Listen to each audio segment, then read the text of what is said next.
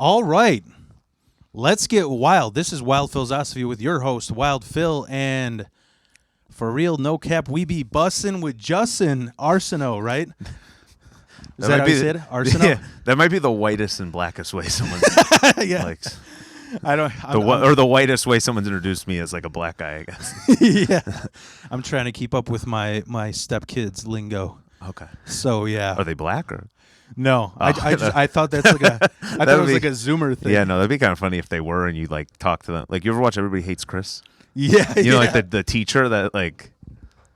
So he's like, "Your people. This is how this is what how they your do." people. Yeah. Yeah. I had a friend like that actually. Like his mom was like would always say things to me like that. Like, yeah. When we were kids. That's fucking hilarious. So it was like Get Out for Junior, you know, like yeah. Well, like no, not really. She was very like blatant about it. Like she'd be like, "Oh yeah," like I remember like one time we were going to like the Sox game, and she's like, "Oh, we're in Justin's. We're by Justin's people right now." I was like, "Okay." So you know what's the whitest, blackest, and like what's the word I'm looking for? Unconsciously racist shit I ever heard. I used to hang out at this punk house in Des Plaines. It was like a fucking trap house. Uh-huh. And there are these brothers there. They're fucking all drug addicts. They're Irish scum. Okay. But well, Irish was it something they said? yeah, one of them. One time he came by and he goes, "Hey guys, want to smoke some crack?" And we're like, "What?" Like that's not like that's a stupid joke. And he's like, because we thought he was trying to be awkwardly funny. He just starts smoking crack, and we're like, why the fuck are you smoking crack? And he's like, "Oh, well, because, you know, each album that I write, I like to be inspired by different drugs. And, you know, like black people, they make the best music, and black people, all of them smoke crack." I mean, I don't know. I mean, technically most of the like good black artists did like heroin. Yeah, I was going to say, Yeah, like jazz and shit, yeah. But I guess crack, you should, you know. I would sometimes, like, this is some... I don't know of any. I mean, DMX is probably the only crack smoking artist that like really. Yeah, I mean, but there was like Rick James, which Well, that's cocaine though. was it cocaine? Yeah, it was cocaine. He didn't smoke crack. Oh, okay. Yeah, haven't you ever seen like the Chappelle thing, like where he's like cocaine was a hell of a drug, you know? Yeah, with the couch. Whatever. Yeah, with the couch. Yeah. Yeah. So, fuck, man. I always, dude, it's been so fucking long. I haven't done a podcast in like 2-3 months because I've been going through so much shit. But like, have you? As I always ask, like, is there any wild shit that's happened in the past fucking month to you? You want to share? Let's get wild. Well, okay. This is actually, I found this out the other day. So I found out that a family member of mine is dating a girl. Okay. Yeah. And this is like an older family member of mine. And he's dating a girl who's like my age. Yeah. And he's like in his late 40s. But then this girl also, like, I know people that know this girl, and she used to date like people that I kind of know. Yeah. And she currently has a boyfriend. Oh, wow. That's weird. Some Jerry Springer. So, like, and I've been like, because I go past this family member's house all the time, and he, like, I see this car outside of his house all the time. Yeah. And I'm pretty sure that's her boyfriend's car. So they're double teaming? No, I think she's just driving his car to go have sex with my family member. Oh, I thought they were like Eiffel Tower. No, I don't think. I think that'd be a lot less sad for him, I guess. I don't know. It'd be kind of weird. That is weird. Fuck, dude. Yeah, I don't know what to say, man. I mean, how so she's your age, which is... Well, no, she's actually younger than me. She's like 22, 23? 22, 20. Okay. Yeah. How old are you? 20. I'll be 27 in July. Wow, I'm 37. 10 fucking years. Yeah. It's crazy. Yeah, dude, it's I don't know. That's you know what it's like every time you hear about that shit, it's always I don't even know if I should even get into this, but just like old dudes dating young chicks, you know, it's like I mean, I got to be you know what it reminds me of? It reminds me of like I think of all the fucking bullies that I had growing up. Uh-huh. Every single one of them wanted to become a cop. You know what I mean? So it's like people go, cops are fucking violent and they're pieces of shit. And people who are pieces of shit, I'm like, sign me up. Mm-hmm. So I always think like people always feel like I was talking about this with my wife because we saw that article where like the singer of Red Hot Chili Peppers, Ted Ukala, where he's like dating a 19-year-old. Yeah. And I'm like, well, based off what we hear about Hollywood now, I think that's how that's like standard. Yeah, but I guess what I'm saying is like there is hoes who yeah. I see what you're like. Okay. It's like they always feel bad for the girl, but it's like some girls are just like that. They're aware of what they're doing. Yeah. I don't know. It's interesting. Yeah. Like there's no like accountability. Like yeah, it's just kind of like oh like if I had some gilfy sugar mama, would anybody feel bad for me? I don't know. Like I would. yeah. I would. I don't know. It's a fucking tough subject. I'm gonna get haters. It's weird. Yeah, I don't think I'd want that though. That'd be horrible. Yeah. Like I don't think there's any amount of money that's worth sleeping with an old lady like that. Yeah. I'm a. I don't know if women are that visual though. Yeah. I'm. Because I know a lot of like guys that are like have like wives that are like attractive and they're not attractive. You know what I mean? And they're like the same age and stuff, but I'm like, kind of like, how did this happen? How did this happen? Where you married somebody like right? Like their attractiveness doesn't match up. But then like what I kind of like, I don't think women aren't like they don't visually like look at like they're more intellectual. Yeah. So I am gonna, since we're talking about men and women in marriages, I'm gonna self-cancel. I did some fucked up shit. Okay. My wife thinks it's abusive. Okay. I thought it was just goofy as fuck. So I came home one day and I was just like we were fighting on and off. Like that's kind of like why I've been taking a break from comedy. It's a whole bunch of family drama on her side of the family. And one day I came home and I was just feeling so shitty. I was just gonna go get pizza with my brother, and I'm like, Kelly, like we need to fucking talk about something because there's a real bad energy in the house. Like we need to talk this over so things get better. And she's like, I don't want to talk. This is not a good time for. I'm like, well, what is a good time? I'll pencil it in the calendar. Like what? Yeah, and that went well, right? No, that did not go well. When I feel like it, So I was like, we need to talk right now. Like I'm my heart is getting broke. We need to talk right now. And she goes, there is nothing that you can do right now that's going to make me want to talk to you in the living room. There's nothing that's going to make me there. And I just like, I don't know if this is the comedian side of me or because I was just, like, walk outside. No, I picked her up and I carried her to the living room. And I'm like, okay. There's nothing that I can like. Yeah, that's not that bad though. Yeah. I thought you were gonna say you were at like Diddy's house or something. No. No, but like some people are like, well, you fucking got physical, and I'm just like, yeah, but I was like trying to be. I think you were talking about like if you like push your wife down the stairs. Yeah, no, that's not that bad. No, I'm like trying to write a bit about it that I'm like, that's what's great about dating short chicks is you're always talking down to them, But, that's kind of that's funny. But man, so some shit I wanted to fucking share. So like the other thing that's been going on. So like, when we were talking about you were talking about like you got a fucking huge lifted pickup, whatever. I do. And I was, bro. You know another thing that happened to me. So that little Wii bike I got. Yeah. It had like the DoorDash thing around it. Yeah. Okay. So this is so fucking Polish, dude. I still ride that thing like in the dead of winter just to go to work or some shit or go to the store. Okay. Just because it's fun to me. Like, because I like cold plunge and shit, so I don't give a fuck about the cold. So, and I told you my job is like a mile away.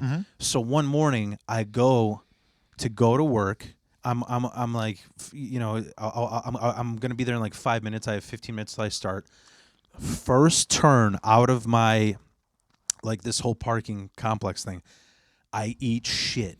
I fucking fell sideways and like trampled over. Yeah. And the funny thing is like, I don't know. I think I learned this in jujitsu that like whenever I feel pain, I just maniacally start laughing. Like that's my reaction because I don't want people to feel bad like they hurt me.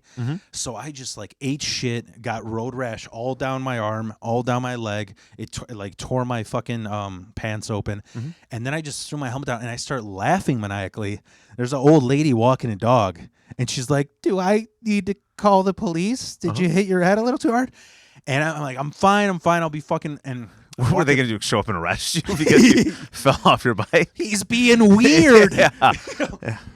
So I think he's on crack. Yeah. I'm trying to influence my music. You know, that's so. So I ate shit, and I'm like immediately the paranoid Polak in me is like, somebody fucking slash my tires. You know, and I couldn't figure it out. I'm like, why the fuck are my tires flat? My back tire was flat. And then I call my wife. I'm like, hey, you know, I just letting you know, like, I didn't, like, I ate shit on my bike, but I'm fine. Right. I don't know why the fuck my tires are flat. And my wife just goes, well, you own that thing for, like, 2-3 years. Did you ever fill up the tires? I'm like, no.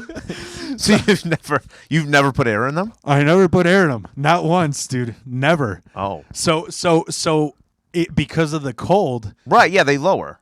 And like bicycle tires are supposed to be at like 25. Car tires are supposed to be like what, 35 to 45? So mine are like 65, 70. Yeah. 9 PSI. That's what my tires were. Oh, yeah, they're like flat. Yeah. And you know why I realized Didn't you feel it when you were riding? That's the thing that's funny is like, so tires, the rubber, especially on the bottom, it's like an inch thick, right? Right, yeah. So on a car tire, because it's wider and because the fucking engine is heavier, you'll notice when it's flat. On a motorcycle, especially mine, I could literally curl my motorcycle. Right, I've seen it before. It's a fucking mini moto, you know? So, like, I didn't know, like, it didn't go flat until I sat down on it, and I kind of couldn't feel it. Gotcha. Okay, I see what you're saying, because it's like when you're riding on a bike with, like, flat tires, kind of. Yeah. Okay, that's fair. And also because in a motorcycle, because the tires are smaller, that inch thick of rubber is closer together. You know what I'm saying? Right. So like and it's so funny because for so long I'm like, dude, am I getting fat or some shit? Because I used to be able to top off at 55 an hour. You weren't going that. And I'm going 35. Yeah. Because I'm riding on the fucking rim. Yeah. Yeah. That'll do it.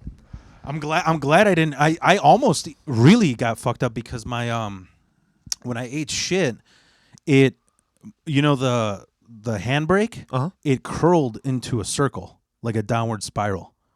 It bent inwards like that. So if my wrist was like an inch forward, it would have like twisted my hand. Oh, okay. I see what you're saying. Like the whole thing just went down. Yeah. Gotcha. Okay. So yeah. Other than that, I don't even know if I should mention this. Somebody close to me, they're going out. This is so goofy to me. Somebody close to me, they're going out with somebody that I don't want to mention who it is, but they're going out with somebody that's close to me, and they're still getting to know each other. And you know that like whole period where like the girl's family, she wants to meet you and they all fucking judge you and shit. Not really. I mean, like, you know, you go to dinner and you get asked 100 questions. You know what I mean? No, okay, so I've only been in one serious relationship where I like went and like met with the parents. Oh, really? Yeah, and her parents were like pretty cool. Like we just like went to dinner and they were. What's the body count? The body count, like 11. Okay. Yeah, I haven't slept with that many girls. Okay, so you're saying like you just like messed around, but this was the only serious one. This is the only like serious. Like I've been in like relationships things before, but not like a serious relationship. Yeah. This is my ex-girlfriend. Okay, so and you said you didn't need to do that at like she never had to like. No, I've met with the parents, but they were like we just like went to dinner and then her like sister. I already knew her sister, so it wasn't like Get Out with that teacher. No. I voted for Obama, Justin. So, no, they. They don't like This person that I'm talking about, this guy that's close to me, they don't like him. Okay. I don't know why. I think it's honestly because he kind of has his shit together. He has his own house. He has a full-time job. Do they not? They don't. They're the parents?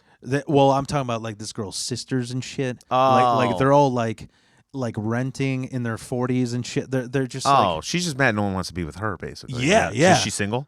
No, she has a boyfriend, but they're all like fucking. She probably doesn't like him. Yeah. So what's hilarious is I went to one of his parties and they saw us talking and we were just joking around, whatever. But so she tells her sister, my buddy's girl's sister tells her, I heard Phil and his buddy talking about how it would be fun to overdose on pills. Which like never fucking happened. I don't even know what pills I would overdose on. Pills were never my Ozempic? thing. Yeah.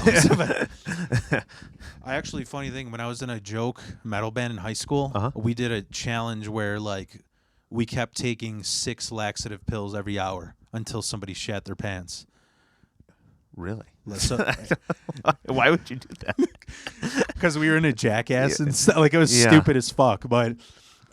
Nobody won because it was like midnight and our assholes were pulsating and we had like 32 fucking laxative pills each.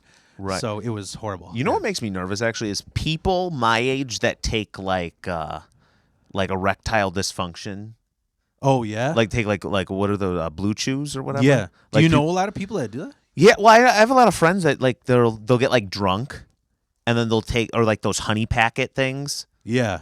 I've heard the term honey packet. I don't know what it is. So they sell them. It's I don't know if it's one company. The one that my friend uses all the time. It's called like VIP or something. Okay. I always see it at the gas station. I think he told me too. It's like not approved by the FDA. I don't know if that's true or not. Oh wow. But well, I mean, all vitamins aren't approved by FDA. Like unless it's prescription, it isn't approved. Okay. So maybe that's a normal thing. I don't know. Yeah, I don't know. So he takes these like all the time, not like all the time, but like here and there. And I can't get myself to get to that level. Like I've had whiskey dick before. Yeah. But like I can't because my thing is what happens if I'm like in my 50s or 40s one day and I need to use that. Yeah. And then I've been taking them this whole time. Yeah. So now it doesn't work. Yeah. That's weird. That's fucking weird. The funny thing is I have there. You know Ruben Ramirez, the comedian. No. He was on this podcast before. He always posts about how thank God for honey packets. Okay. And I didn't really get the joke because he has a lot. He's also like a big back like me. Okay. So I assumed they were just like those honey straws you get at Starbucks. like you get and you get it like the there was something like pumpkin patches. Yeah. Yeah. Those are I actually like those. So I thought that's what honey packs were, but no, I don't know a lot of people who. That's weird. I like my sex drive went down when I started taking Zoloft. Okay, but I didn't care. Like it was like because, dude, I used to be hard as a rock and last like 3 minutes. Okay. And wait, what? Yeah, I would last like 3 minutes because I was ready to explode, you know? So now that I'm on it's like the best of both worlds. I last like 15 minutes, you know? Okay. Wait, have you ever seen the Entourage? You watch Entourage? No. Oh, if you watch it, you get the we won't go into the reference. Okay. I hate doing that. Like when there's and then you try to explain the whole movie or TV show to somebody. Yeah. And it's and it's like doesn't an hour later still no one gets what you're talking about. Yeah. But yeah, so I just thought it was funny that she spread this rumor that like me and my friend are doing pills, which I just thought it was like so goofy because I'm like, she's horrible at lying, but that might be something that a guy named Wild Phil would be into. Like, yo, dude, let's overdose on pills. Do you introduce yourself as? Did you? No. I've never introduced myself like. It's so funny because like, I don't know how to explain it. I always have that comedian doubt. Like I'm like nobody gives a fuck about me. Like if I disappear, people wouldn't even fucking care. And then like when I go to mics and people are like, I'm just calling him Wild Phil. Like it's like I'm part of this. Like people. Like they love having me part of this scene. Gotcha. Because they still like respect that name or whatever. But I was like, I want to change it because it gave me a lot more bookings. Right. Yeah. Well, there is like a thing with the whole name thing. You know what I mean? Like when people have like a stage name. Yeah, man. And I don't know what it was. Like I did hear that a lot of like black comics. Yeah, black comics loved. They'd have that. Yeah. There was a guy. But I also heard it was because on the side they were rappers, so they would just use the rapper name too. No, I think a lot of them are just comedians. Yeah. Oh, okay. Yeah, there was one. Do you ever get like people? You ever get like random comedians that follow you from like other cities that are like cities you've never even like? Yeah. I had a comedian follow me on Instagram, right? That or Facebook. They friend request you. I had a guy friend request me from Vegas. Yeah. And he was like this older like black guy that kind of like didn't like he dressed like you've seen like a pimp like nowadays? Nowadays? Like pimp? like a current day. I only think and like an actual pimp. No, like, I only think of like Boogie Nights pimp with the right. You think of like pimps like from the 70s. They had like nice suits on with like mink. Now they always have huge fucking hats that are annoying as fuck. Right now, like you'll see these pimps that are like pimps, but they wear like these like weird like cheap like Party City suit kind of things. Oh, I know what you know what I mean. Like it's like if you go to like a prom fucking suit. Yeah. It looks like a rental. I have a prom suit, bro. I'm serious. Like I went to fucking like I forgot if it was Woodfield or Gurnee. And I saw Yeah, like like they have like the it's like the Mexican stores in the mall, and you're like, who is buying this? And it says like prom quinceañeras stuff like that. Yeah, I bought 2 of those. I have a black one where it's like velvet paisley black all the way down. It looks like some shit a prom king or fucking like a wrestling ring announcer would wear. Right. And then I have one that's all red silk, like the whole fucking thing, because I saw it in like a mob movie. I'm like, I'm gonna wear this shit, But yeah, like they. This guy follows me though, and he like that's how he dresses though, as like a pimp from. He might be a pimp. Yeah. But that's funny just picturing somebody getting that dressed up for just an open mic. Well, there are people that do that. Yeah. There's people.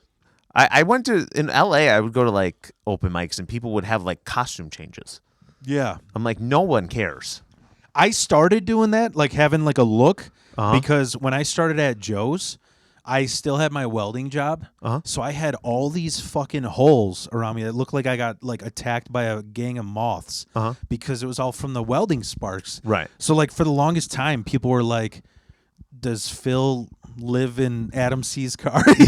Yeah. Because, and I was like, "Yeah, I should probably dress a little better, because that is distracting." But these people would like full on like go into the bathroom at an open mic and come out in like a leotard. Oh my god, yeah. So this guy, so what? So this guy, but I remember he had this flyer on, like it was like for some show he was on, and it was all black comics, and no comedian on the flyer used their actual name. It was all just like his name. His name is actually I think his name. It was something the comedian. And then there was some other guy. His name was 6'8" the Great was one of the names. I don't know if he was 6'8". I don't know if he was. Definitely wasn't great. If he was on this show, but he was. But they all just had, and they all had like these horrible like headshots too. Yeah, I went to like this shit made me laugh my ass off because like. Like all comedians have like little merch. I know like Karski was giving out those lighters for a while, or like I have bumper stickers. Okay. So I did an Iowa Fest, and there was this guy that called himself Carl Cash. Okay. And I didn't know who the fuck it was. I was like trying to figure out who the fuck is Carl Cash. Sounds like a country singer. Yeah. Yeah. And I thought like when you think Carl Cash, you think like he's gonna stand out, whatever. It was like apparent, like it was just like a modern day, like I guess like wigger, like guy that would listen to only Paul Wall or Tom McDonald, one level away from me. Paul Wall. But like it was so goofy because just Paul Wall. Yeah, just Paul. Yeah. So I went up to him and he immediately handed me a really well printed counterfeit $100 bill with his face on it. But this dude just looked like the most average, like chubby white guy. Like picture like Mike Pickerel with a flip cap.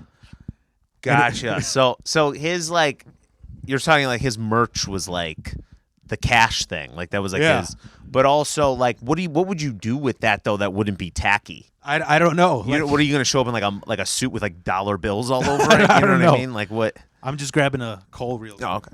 But yeah, I have no idea because it's like a sticker would be better. You could put that on something. Like was Carl Cassius his name? Yeah. Oh, so that was like his birth name. No. That was like his comedy. Like I don't even know if he was a comedian. He was just a judge on this roast thing, and I wonder what the cash would like. Does he have a lot of money or like? I have no idea. I think he was just like a wannabe SoundCloud rapper. Yeah, like like if you have like something. Hang on, I gotta sneeze. Sorry. No, I'm fine. Actually. If you have like money, I feel like in your name, you have to have a lot of money. Yeah. You can't be like, you can't even be well off with cash or like Money Mayweather. Yeah. Like Floyd Mayweather has a lot of money. Yeah. But if he's hosting like a roast, I don't think he's Carl's Soup Kitchen. Yeah, there you go. Yeah. But you know what reminded me of when you said like, have you ever seen like a modern day pimp? Mm-hmm. So what's really funny is my wife she had like this phase where she was like looking for every fucking thing on Groupon. Mm-hmm. That's like a deal. We went to all these weird things, just like a brand new Chinese restaurant that was a shithole. I mean, it was like it used to be an Arby's. It closed down. They just took the Arby's signs down and kept everything else, like the colors and like and it was awful. It was the worst Chinese I've ever had in my life. And so tasted like roast beef. Yeah. I mean, it was just I got sick. I felt like I had a parasite in my stomach. Yeah, you probably did. So one time on Groupon, they had Sinbad was doing comedy, and I was like, I'm not really nuts about Sinbad. Yeah, but it's still like a decent. Yeah. And it was like $10. Yeah, absolutely. For $10, I go. So we went.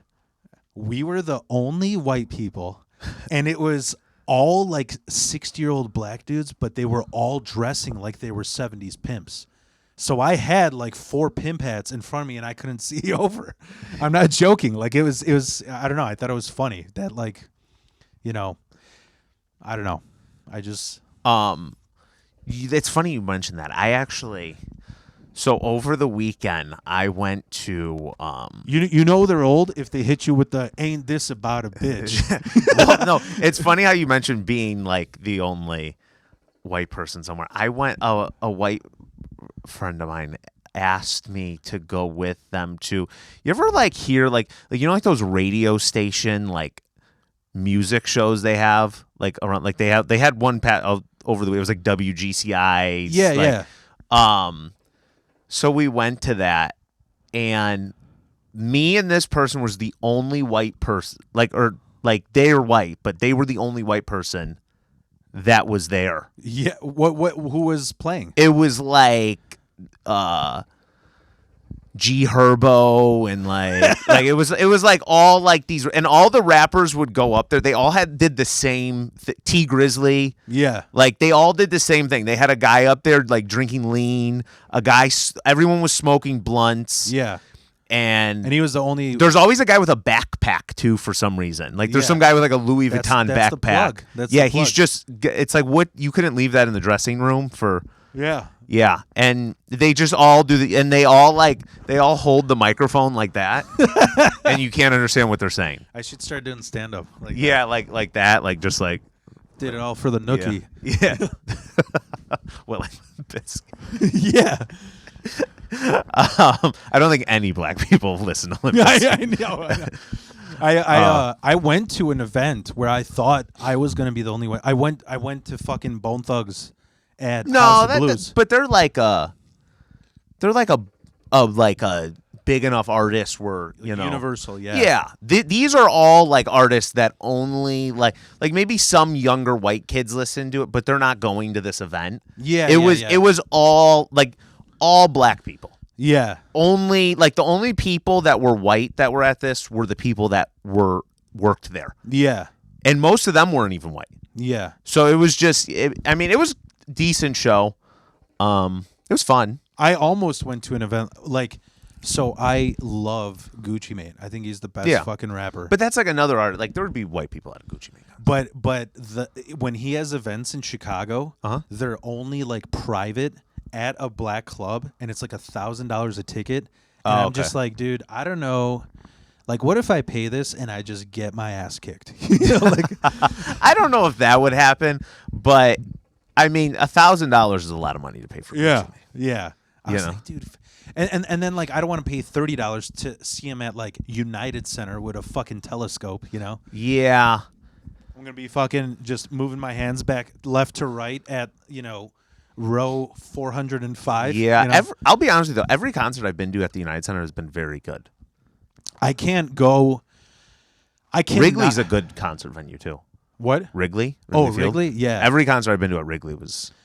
I can't go to a show that is. This is so hypocritical because I just got Oasis tickets at Soldier Field. But I normally I will not go to a show if it's like higher than like 3,000 capacity. I'm like Aragon Ballroom, Metro, Riviera, yeah. I'm going. Maybe like Chicago Theater would be the biggest for me. Okay, why is that? Just because I grew up with like the punk scene and shit with people that jump on stage and then they backflip off into the crowd. Like I like it when it's intimate and chaos. Like, yeah, I feel like it could be like that though at a. It will be at Oasis because I got like general admission. I'm gonna fucking go all the way to the front. Like, dude, I was crying with that shit. With Oasis? Yeah, because like I went nuts. I didn't get into them until lockdown, and I feel like I manifested them getting together because they had been split up for so fucking long. Okay, I took off work to hear their reunion. It was oh my god. No, I think if you ever get the chance, I would go see a concert at Wrigley Field. Is really good. I've never there has never been an artist that I like. Yeah, it's always like I think It was like Green Day, Foo Fighters. Yeah, Pearl Jam. I think Guns N' Roses was there once. Every artist actually that I've seen there has been like country music. Yeah, I was thinking. I saw Morgan Wallen there. Actually. I was just about to say that. I was thinking about going to that. That was what, last summer? Yeah. Yeah, I actually went to that. You like Morgan Wallen? Yeah, I do like Morgan Wallen. I will say this: I have never been in one place where there was that many hot girls. Yeah, I'm out of anything. It was ridiculous, dude. So I was that guy that said, "Fuck country music. It's the stupidest. You have to be." Yeah, I used to not like country music either. I used to fucking hate it. Yeah. And then, dude, I had this moment where I was literally crying from happiness because a good friend of my wife, they had how do I explain it? They didn't want to do a bridesmaids party and a bachelor party. So they're like, let's just do it together. And her friend, they went to her lake house, and oh my god, it was fucking amazing. Just this cabin on Lake Michigan. I think it was in Kalamazoo. Okay. And I mean, they had a fucking hot tub. They had half an Olympic pool, and then they had a speedboat. And it was right when all my relatives died. So I'm just on this fucking speedboat, and there's this girl in a thong, and then she starts blasting. She's drunk as fuck. She starts blasting Morgan Wallen, and I'm just like, life is fucking good, dude. That was how you like country. Like that's what got me into it. I was like, you know what was very interesting? What? You tell like we'll be talking about a topic, and then you'll start talking about like something, right? Like that, like sounds like it has to do with the topic. Yeah. And then you'll start talking. I'll be like, I'm not sure what any of this has to do with any. What does Kalamazoo and a lake house have to do with country music? And then somewhere in there somehow though you do. Now I get it. It like adds up, you know, because I'm just like, I feel like I don't even know how to say this without sounding like an asshole. People who I feel like hate on country music oftentimes are like left-leaning people. Yeah. So they don't really get that whole fucking like redneck, go on a fucking speedboat, obliterated, going inner tubing, and then fucking, you know, smoking dabs in a hot tub, you know? Like they don't like...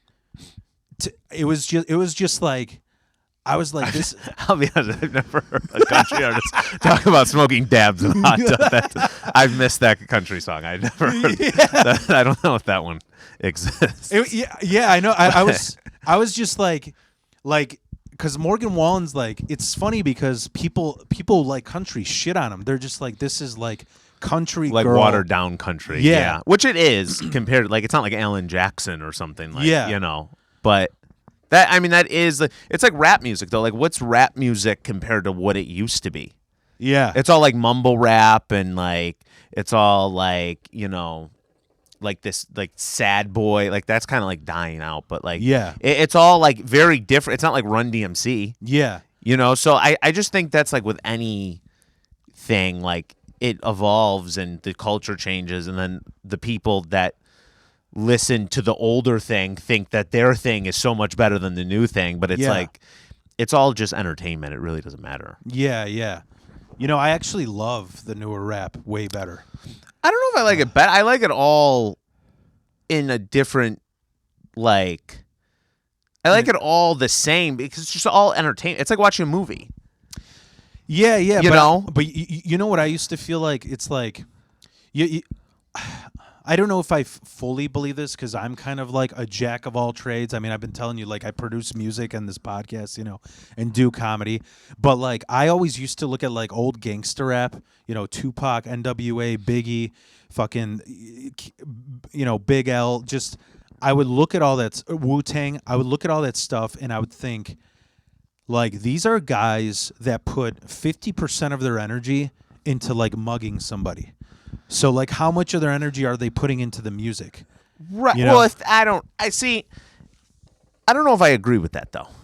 Yeah. Because, like, my thing is I think now, like, there's, like, a lot of people, like, especially with, like, rap music, they're like, oh, like, the rappers back in the day were, like, real gangsters. Yeah. And now the rappers nowadays, they aren't. You know what I mean? Maybe some of them, but there's some of them that I think it's the same. It's always been. I mean, because someone who's like a real gangster, most of the time they don't get into like entertainment. Yeah. You know, so I think that maybe back then though, we didn't have like Instagram and social media, so people weren't getting exposed like that. Yeah. You know, it's like rappers that wear like fake jewelry. Yeah. They like call them out all the time. It's like I'm sure there was rappers in the 90s wearing fake jewelry. It's just who was going to call them out? Yeah. Fucking, I don't know. Who's even a gangsta now that is like within the past 5 years? Because I was gonna say, well, I mean, they're around. They just go to jail before they get really famous. Yeah. Like I was gonna say like Chief Keef, but that's like 10 years old. You know? Yeah, I mean, it's interesting though because there's not a whole lot of like there's like new artists, I guess. I mean, I don't know, like that's the thing. They all just go to jail before they get like they have one hit song. Yeah. Then they get like a RICO indictment, and then them and all their friends go to jail. Yeah. That's kind of like what happens now. Yeah. So I don't think like anyone like that's really like a really involved in crime gets big. Yeah. They usually get arrested because like the thing is they can like track you. So once they see that you blow up, then like they start to look into your whole thing, and then they're like, "Oh, he's killing people too." Yeah, That's why I got into Gucci Mane so much. I'm the only person I know that read his book. Oh well, he did kill somebody. Yeah, but he's not. There was like self-defense. But did you hear what he did with that body? You hear about that shit? Yeah, didn't he like go and like get rid of it somehow or something? Yeah, like so he was at a nightclub and he recognized there was like another crew that was like eyeing him. Uh-huh. So he ordered one of his crew to go kill this guy. Okay. And then when they killed him, they fucking dropped his body off at the playground where his kid goes to school. Oh, I did. No, there was another incident though where he actually killed somebody. Oh, okay. And they like came in his house, and he like killed them in self-defense. Oh shit! I didn't even hear about that. Yeah. You know, there's like a conspiracy theory that he's not real. Like he's a clone because he's like different now. Yeah, because like when he went to jail, he had like a belly hanging down to his knees, and when he came out, he was jacked. Right. You know, like, but. That's probably what I would do if I'd be. All I would do is exercise. What else are you going to do in prison, though? Yeah. Like, you know what I mean? Wouldn't it be funny if everybody that, like, lost weight, like, they just thought it was a clone? Yeah. They're like, weight loss is a myth. You can't just lose weight. That would be some shit on Alex Jones. Yeah. You know? Fucking. You're like, they're chameleons. Yeah. Yeah. Dude, so the other thing I wanted to share, fucking, I heard these two. This was within this past week. So, like, Whenever I get lunch, I just go home and I watch like ABC 7 News, like because it's like just enough time for me to eat whatever. Do you like watching the news? I don't, not really, but it's just like it's kind of depressing. I feel like. Yeah, I mean sometimes it'll be cool because the app on Roku for ABC 7, like we'll see like Jim Flanagan, he was on the news, you know. Or fucking, there was like another, like they had I think Grace Baller from Laugh Factory was on, you know, so I'll just see like cool shit like that, you know. It's not, I don't really, like anything that has shot or shoot, got killed, I'm like, yeah, okay, it's Chicago. Right.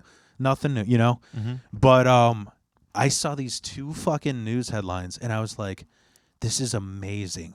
Because the first one was, there was a landscaper at a nursing home and he fucking got high on meth and just started attacking old people with a chainsaw. Oh, no. That's actually not what happened. Is it what? That's insane. That happened in St. Charles. That happened right by my house. Yeah, no. So that my aunt lives a street over from where that happens. So what part didn't happen? So what happened? Because I heard that. I'm that's an awesome plot for like a zombie movie. No, it's actually way creepier.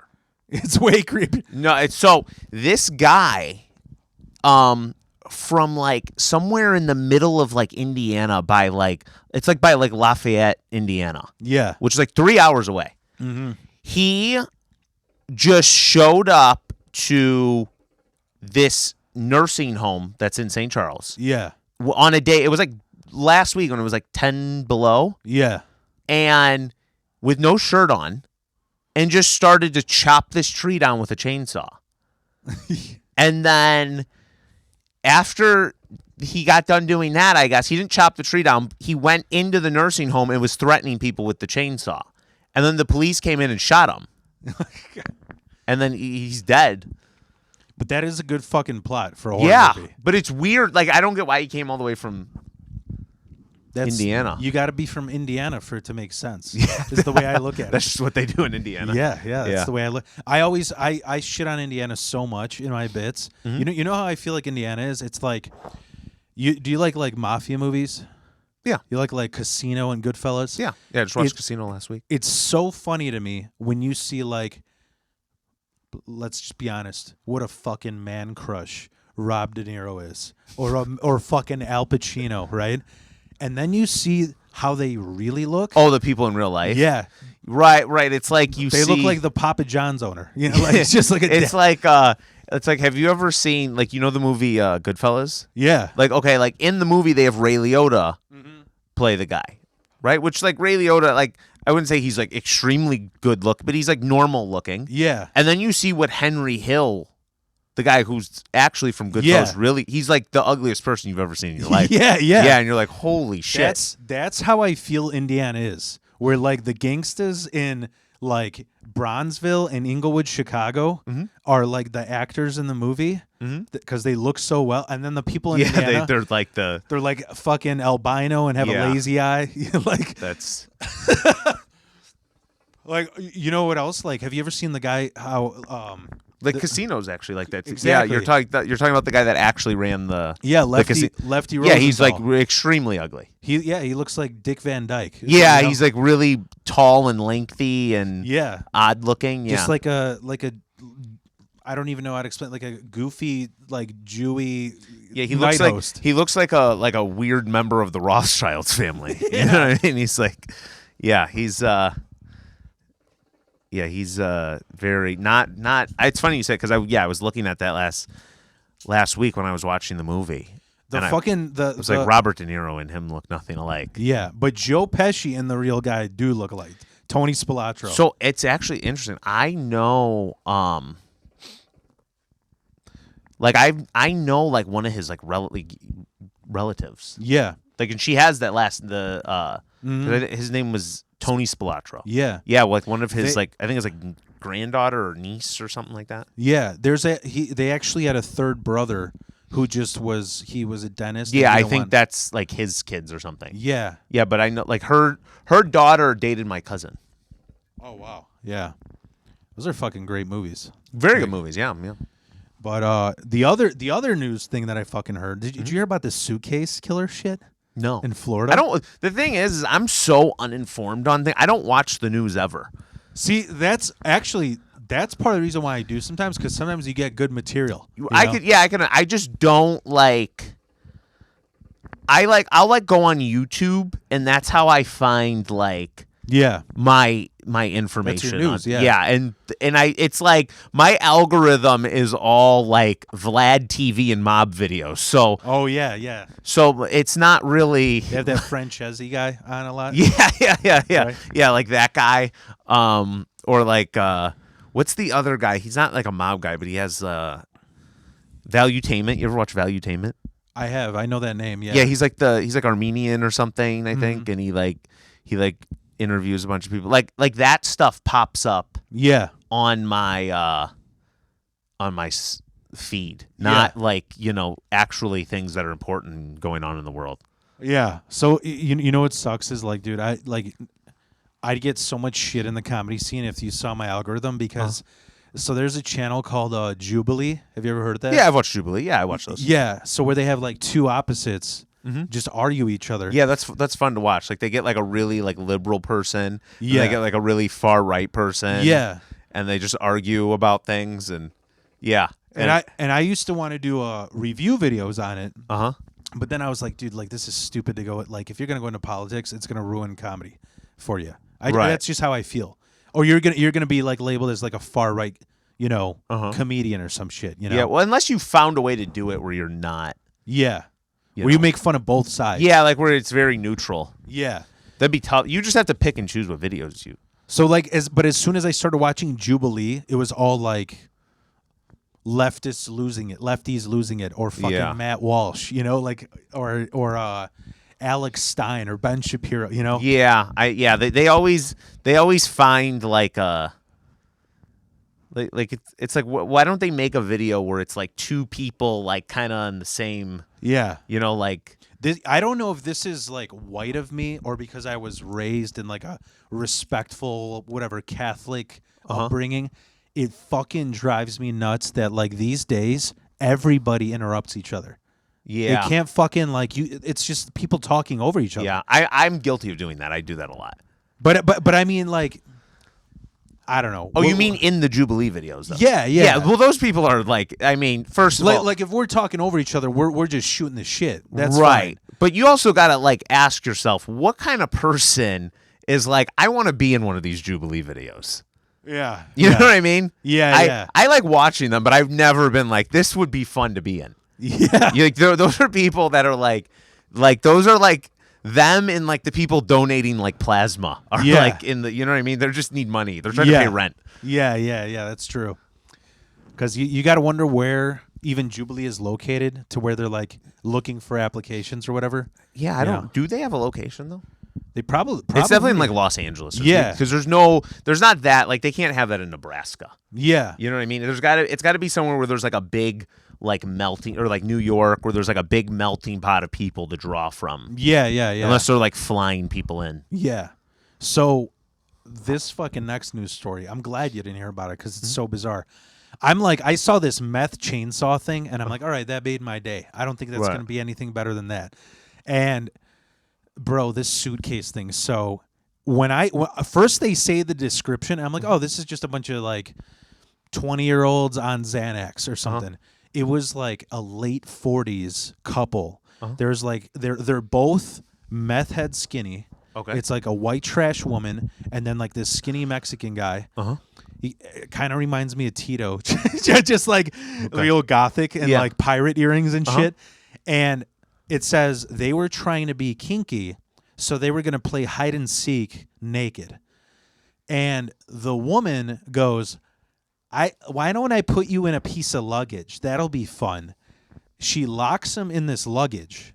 Okay. And then she just makes a video of her shitting on him. Like, what about that time that you cheated on me? Remember you were talking to that girl one time? And he's just like, please, I can't fucking breathe. And they show the video on the news, and he fucking died. Oh wow. He died, and it's just like this suitcase moving left and right, which made me laugh my ass off just because I used to watch, like, there's a Mr. Bean episode where that happens. So I'm just watching this, and like the back of my head, I'm like, devil's advocate. If you wanted to get away with this, you could have just dropped him off at the airport. Also, why did he get in the suitcase? I don't like, he could have just been like, no. Yeah. That seems like, how big of a luggage? Like, it was like the biggest like roller suitcase, and was he small? He was just really skinny. He wasn't like he was our height. He was just really skinny and just fucking cramped up. Wow, that is. Must have had a lot of baggage, but like remember that time you cheated on? Like, why would you have a woman that you cheated on get in her suit? Like, if she told you to get in a suit, like this will make up for it, Like, yeah, you should know. Like, there's at some point she's gonna get you back for that. Yeah, and the funny thing to think about is like how many chicks that went through horrendous breakups are like, I want to fucking do this too. Yeah. That's why if you get caught cheating, you should just leave. Yeah. I never, dude. I've done some scummy shit in my life. I would never fucking cheat on somebody. That's like the worst thing. I'm like, why can't you just break up? Literally, why can't you just break up? Yeah, well, I don't know if it's always that simple, but I do think, I mean, granted, I've only been in one relationship, so I haven't had like that many like opportunities to cheat. Yeah. But I've just had moments where I was like, I would go out with some chick and it's kind of average, and then I meet someone who I'm like, holy fuck, I match with her way better. See ya, Right. Which may be douchey, but I think it's less douchey than cheating. Than cheating on somebody, yeah, I would say so. I guess though, it's like I guess it depends though too, because like you got to think about like celebrities and stuff. Like, they just have like women throwing themselves at them. So then maybe they meet a girl that they like. Yeah. And then they're somewhere, and then some other girl throws themselves at them. Yeah. And then it's like and it's like, what are you gonna do? Be like, hang on 1 second, let me go to the bathroom real quick, and then go break up with the other girl. And then, like, you know what I mean? Like, yeah. Like,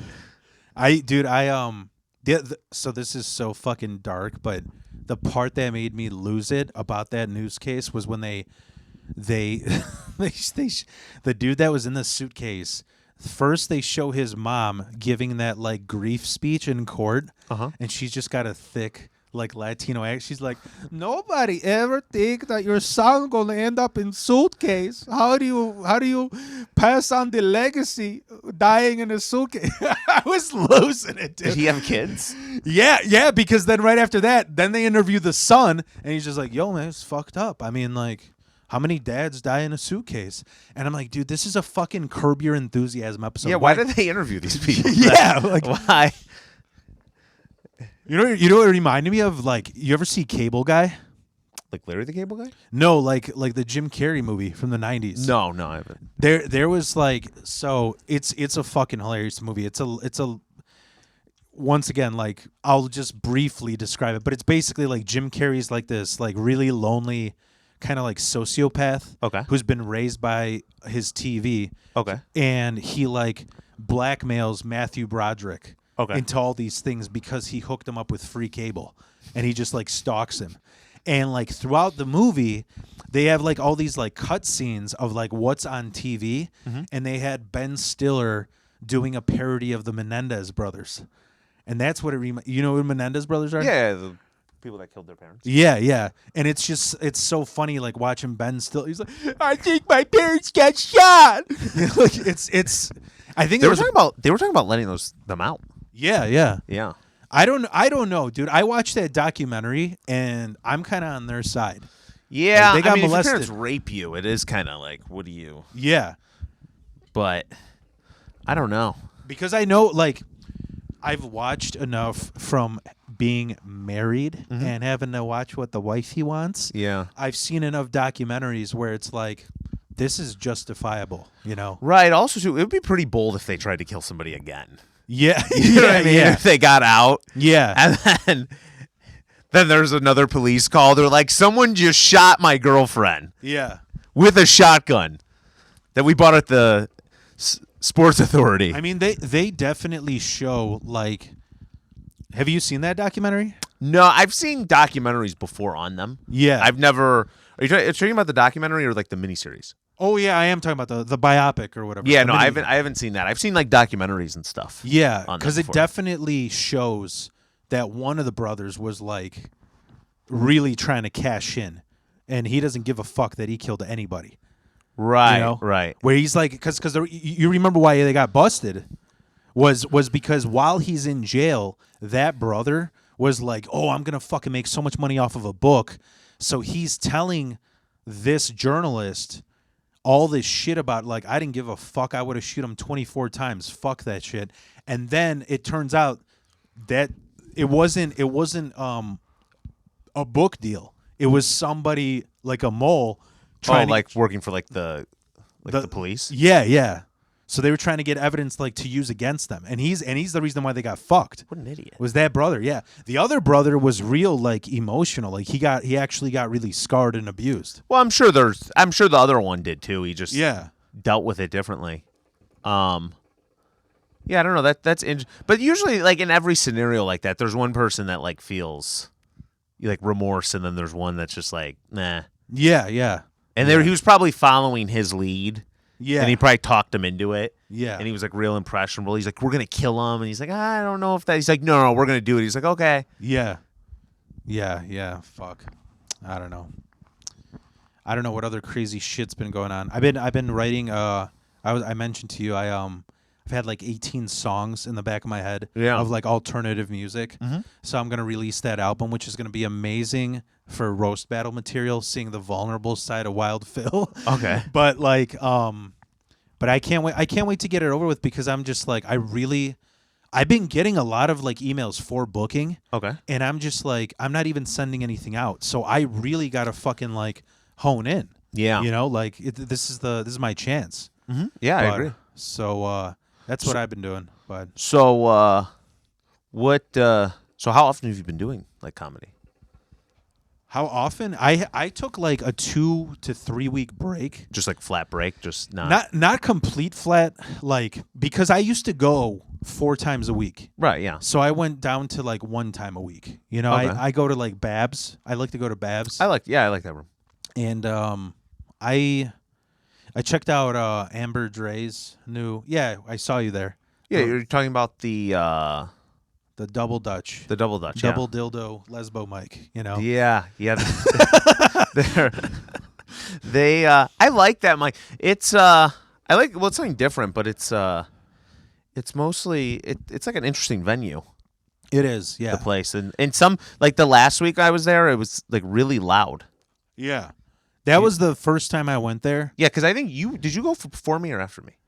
I think I went after you, yeah. Yeah, because it was like when I went up there, I mean, it was fine at first, and then it got super loud, like to the point where people couldn't even hear you. Yeah, it was really loud. And then also, I think, not to piss off Amber, but when she was working the soundboard, she had the mic really down. and then when her friend and her switched off, she fucking turned that sucker really high up. Gotcha. Where there were people heckling from the bar. Gotcha. So, but yeah, some of those people were like really, really, but it's normally not like that. Yeah. That I don't know what was. I don't know. It was my first time there. So that was fucking. Yeah, I do like that mic though. Yeah, I gotta say, it's like I am so fucking happy, like seeing all these people that we know moving on up. Yeah. Fucking Tom Feebeck, Peyton Ruddy, even seeing what Luke Everett's doing out there. You know what I mean? Like, it's just, dude, it's beautiful, man. It's fucking, absolutely. Because it's like I never got anywhere near this close to going somewhere with like music. So it's fucking beautiful, dude. Like, yeah. Well, I feel like comedy and music though are very like different. Like, because like when you're like, because I feel like comedy is like I don't know if it necessarily is, but it feels like a shorter gap between you and like the people that are like on top. Yeah. You know what I mean? Because if you go to like if you live and do comedy in like a city like a New York or an LA or wherever, you're like, you'll be on like certain showcases with like huge, theater act. You get comedian. a lot more chances in comedy. Right, but you like if you're like in music, you're not going to be on any shows with like, a big fucking man. Yeah. A big artist. You know what I mean? Yeah. It's like a huge different. Comedy's not really like that. Yeah. So comedy is cool in that manner. And you know what sucks too is like it's really about like exposure, because there's a lot of comics that I know that I'm like, they should be at that fucking level, right? But they're not. I think I talked about this with somebody else on here. Is like, it's almost like I was talking about earlier about being a welder, where it's like I went into it thinking, oh, I just got to be good at this one skill. No, you got to be good at this and this and this and this, and I don't realize like for example, how many good comedians are in Chicago, but they like, I refuse to do anything out of state. Or I refuse to go on a tour or a festival. It's also like a marketable thing too. Like some people are more marketable than others, and at the end of the day, like once you get to like a certain, it is like business. Yeah, you know what I mean. And certain people are gonna make more money than other people. Because they're just easier to market. Yeah, and I used to like, bro, in between me dropping the Wild and everything, I was like thinking to myself. Well, that definitely is more marketable when you just don't have. Yeah, when you don't. But even like my appearance and my look, I was like, what if I was just like the average Joe, like Chris DiStefano looking guy? Would that be better? I thought to myself, would that make me better? Because then I would have to work harder at my jokes. And I talked to my buddy, like, I don't know if you know Nick Emeka. No, I don't think so. He just moved from Arizona. He's fucking one of the I think like black curly hair. Yeah, I was got like overalls. Yes, I was on a show with him a couple months ago, and I met him. Yeah, nice guy. I fucking love that dude. And I talked to him. He's like, dude, Phil, everything you are is what people are gonna fucking remember. Be yourself. Like, you are marketable because people, like, if there's 5 fucking dudes that just, they're just the whatever. Average, I can't explain it. Gap Kids fucking advertisement, they're gonna remember that idiot with a mullet. Right. Yeah, you're something that it stands out. Yeah, absolutely. And I used to like feel bad about it. I was like, does that make me an attention whore? Like, I don't know. No, not really. It just makes you, as long as it's authentically who you are. Yeah. Because there are some people that like try to do this thing. Yeah. Where it's like that's not who you are. Yeah. You know what I mean? Like, there's some comedians, like, they like name them. I'm not even saying like I'm just saying in general. Yeah. And they like talk about things, and I'm like, that's not really. I feel like you're not that person. Yeah. And it feels like inauthentic. Yeah. Yeah. Yeah. It'd be like me trying to go up there and be like, like talk about like the hood. Yeah. You know what I mean? It's like, okay. Yeah. Really? Yeah. That's dude. That's the funny thing is like, even though like Nick told me that, Nick also told me that he's like, dude, like, don't like, you're over that trauma dump version of your life. Like, stick to the funny. And I kind of like had that thought floating around in my head, but it was also like, I guess the way that I look at it is like this. It's like, for example, like if you got a guy who had, I don't want to fucking judge people by the perfect upbringing, but you had a mom and dad, there wasn't a lot of bullshit, you had a pretty cool upbringing, but you're a funny person, versus a dude who had a lot of fucked up shit, say, for example, like me, they're not going to find the same thing funny. Right, you know? right, generally. They're not even going to look for the same job, let alone find Right. the same thing funny, you know? Yeah, I feel like a lot of those people just don't do comedy, though. Yeah, Yeah, I don't know too many, like, comedians that just had, like, a completely, like... fucked up, like, normal... Oh, normal. You mean, like, super normal, like, you know what I mean? Like, generally there's something that's, like, you know... Yeah, that made you want to go on a stage. And Yeah, get exactly. validation. There's some, you know, something going on there. Yeah, that is true. I fucking it's funny because I said I go name them, you know. I am trying so hard. I kind of been getting more and more aware that I have like this drama queen reputation. But it's just like, you know, it's like I just got to lean into it. I'm like, that'll be funny, you know? It's like, first of all, it's like I was raised, I didn't realize it's such a millennial thing with this like therapy and childhood shit, Right. that you don't realize until we're fucking 30, like how much of you is made up of what you went through, and you're just realizing it, you know? Right, absolutely. And so me, like, I was raised with like 4 miserable divorced women. Like before JD Vance said, you know, miserable divorced cat ladies, like that was everybody in my family. So I mean, I was, you know how like in Kill Bill, she goes to that dude with the long beard to train samurai? I am a fucking drama samurai. Gotcha. Like I've been like, I remember like, it's so funny because being a kid, like there was a point where I was getting like so bullied, but I went to Catholic school. I was like, I could just pray the bullies away. Right. It doesn't work like I'm just going to listen to Creed and God's going to help me, you know? Is Creed a Christian band or no? They are, yeah. Okay. I mean, I've been very confused about like if they are or not. They didn't identify as that, but like all their lyrics are Christian related. Gotcha. So, okay. So like they're like the cool Christian band, right? Yeah. They're like the one that people don't like, you know, think is lame. Yeah, I think it's because like Christian bands, they identify as that because there's like a set of rules where it's like it's all about loving God, and to the point where you could play this at a church for children.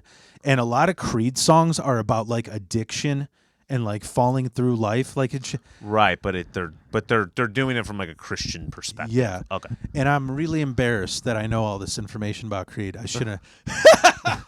No, but anyway, but yeah, I was like, I was at a point where I was like, I would like go to church, like thinking like, oh, you know, like I could pray the bullies away, whatever. I'm gonna be Catholic, and then like I would go with like my aunt and my mom, and I realized going to church was to talk shit about everyone there, and like that's what it was. Well, I mean, I don't know if that's always, but for some people, yeah. I mean, I mean, for my experience, yeah. And that's why, like, I'd have people like, Phil, you like talk so much trash, and I'm just like, I don't even realize it because I'm like, I've been around it so right, much. So you're just used to. Yeah, it's like that's fair. Yeah, where it would be like we'd go to like a dinner of like, so my mom was she's an interior designer. Okay. And so she had all these like yuppie friends that we would like go to dinner to them, and the whole time. Like, the whole ride there, she's like, oh, my God, she fucking gained 20 pounds, and she's totally sucking some other guy's dick. Hi, how are you? You know? Like, and I'm just like... And then you have to just act like you didn't just hear that, you know? And, like, what does that do? Like, what does that do to you when you're around that for, like, 20 years? Right. And then you go into something like whatever it is, whether it's comedy, whether it's music. It's just like... You know, the way I looked at it is, like, I was like... I had a lot of friends from different backgrounds. Like, here's the alcoholic, here's the junkie, here's the fucking like whatever the hell, mildly racist, you know? Right. And it would be like, I could. When you said different backgrounds, I thought you were gonna say like an Indian kid, an Asian kid, Yeah, a black dude. yeah. But you're just like, yeah, you know, heroin addict. Well, I'm I'm saying, racist. well, I'm saying. It's a different kind of diversity. Yeah. You know? Yeah. Well, I'm saying specifically bad things because it was like these were these bad things about you, but I could still be your friend, but I'm not gonna stop calling you out on that. Right. shit, Right. Yeah. You know. So that's kind of like I guess where I come from because. I don't know. I got. I'm not even gonna mention it because I'm gonna stir the pot even more. But I was talking with a comedian where it was like this person was like, how could you be, you know, you had this like falling out with this other comedian and then suddenly you're friends with them. And I'm like, well, that's called forgiveness. Right. It's not being a hypocrite. Like, I think people who grow, they're like able to be cool with people that they didn't have shit with, you know? And, you know, side note, I think this person is the kind of person who would hold grudges anyways, who was calling me out. But it doesn't matter. I don't even know why I fucking brought it up. Well, no, I'm. Yeah, but yeah, yeah, it's I don't know. I'm excited because like I said, I got over that hill of like I want so this is the part where I get into like interviewing you. Like what got you into comedy? My dad. Your dad? Yeah. So my dad. Oh, I'm sorry. I don't want to cut you off. You have to tell me. I remember you telling me one time your dad played golf with Samuel L. Jackson. Yeah. And I want you to go into that. Well, my dad knows him. Your dad knows him. Yeah. How did that come about? So how I got into comedy was my dad. My dad used to work for Eddie Murphy. Oh, okay. And that was how I got into comedy. Do you because you said you were originally from California, right? Right. Yeah. I was born in Los Angeles. Okay. So you were born in Los Angeles. And when did you leave Los Angeles? So when I was a kid, I moved here, and I went to elementary school here, and then I like went to 12 or no, like 4. Oh, okay. And then I went to elementary school here, and then I went to middle school here, and then, like I think it was like freshman year of high school, or it was like freshman going into sophomore year. I moved to California. Okay, so you moved back? Moved back there, and then I lived there up until like basically COVID happened. Okay, and like, did you have family there? Or did you just Yeah, so my mom still lives out there. Okay, And then my dad lives like there, and he also lives now in. so they're not separated. No, they are separated. Oh, okay. Yeah, they've been separated. Okay. He lives in Tennessee too, Oh, cool. so he goes kind of back. He works still in LA, but he goes back and forth. And he does the construction? No, he works like in entertainment and stuff like that. Oh, Yeah. okay, cool. And so you got into comedy because of your dad? Because what happened? So I wanted to like act when I was a kid, and he was like, "No, like just That's the whole St. Charles crew, right? Okay. And then he was like, "No, like I don't think you need to do that." And then finally, like even like into high school, I wanted to like do like something like that, and he was like, "No." And then finally, like when I turned like 18, I kept wanting to do that, and he was like, "Okay, like if you want to." And then he told me to like try doing comedy. Mm-hmm. So I was like, "Okay." And like This is when you're in California? yeah, so I was like probably, I don't know, I was maybe like 20 at this point. No, I was older than 20. Maybe like almost 21. Trying to think how old I was. Yeah. It's like hard when you think back to Yeah. years. But so anyway, so then I remember he had me take like I had no intention of doing comedy. Mm-hmm. I didn't like want to do comedy. It wasn't like something I was like, oh, like I always watched like when I was a kid, I used to watch Cat Williams all the time. Yeah. But I never like really had any intention of like really doing comedy at all. Okay. But he told me to like take this. There's this guy named he actually died. This guy named David Arnold, who he ran like a class, like a course. Or it was like a workshop. Yeah. And it was like a 6-week workshop. This was in L.A.? Yeah.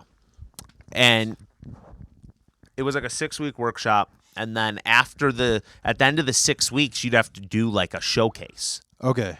So I go to the class, and I didn't know any of this. Yeah. I thought this was just going to be like a thing you go to, and they just like talk about like stand-up comedy. And then they so I like get to the class, and then the guy, like, they tell me like, oh, like, you, like, I start realizing like people are going up on stage and doing this. Yeah. And I was like, oh, so I'm going to have to like go up there. Yeah. I didn't realize any of that. I don't know why I didn't. I don't know why that didn't like. It wasn't something that I thought I was gonna have to do. But so then I like went up there. It was horrible. And I think the first thing he said to me too was I went up there, and because you would like go up there and you'd like do your set, and then afterwards he'd like critique you.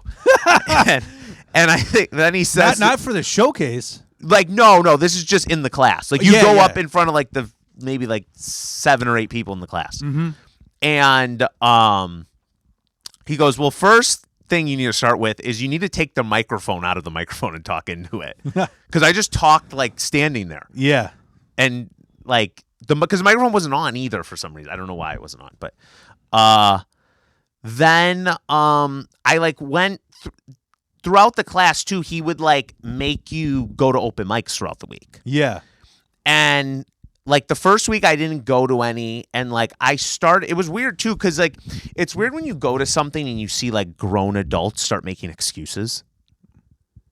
For what? Like, not going to an open mic and stuff. Yeah. Like, it was, like, because, like, you see that, like, when you're in school, like, a kid, like, doesn't do their homework, and they're like, oh, well, like, I had, like, to go with my mom to the doctor. And, yeah. Like, and you're watching, like, 40-year-old men sit there and be like, well, you know, I had to take care of my kid, and I was like, I had to go with my mom to the doctor. Right. 40 years old. Yeah, exactly. Just, like, ridiculous excuses.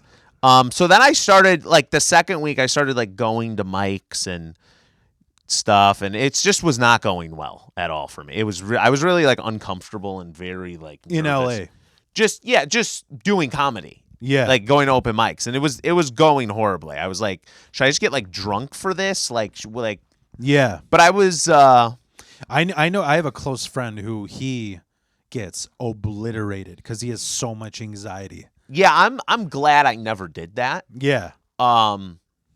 It's kind of like guys that like they go out and they, in order to talk to girls, they get like hammered. Yeah. And then they're just breathing on her. Yeah. But they so then I remember, and most of the people in the class don't make it to the showcase thing. Mm-hmm. Like I think like half of the class like dropped out. Oh wow. Why? Because they just they get tired of going there and not saying, like, being embarrassed and not making excuses and oh wow. So they just like don't show up, or they come up with some like, oh, I just don't have time, or this, that, and the third. Yeah. So I just kept going with it, and then I remember like it still wasn't going well until I think I was like maybe to the like 4th or 5th week, because it was like 6 weeks long, and it was like every Saturday morning you would go to this, and I don't know what changed, but I ended up going, and I just had like a decent set.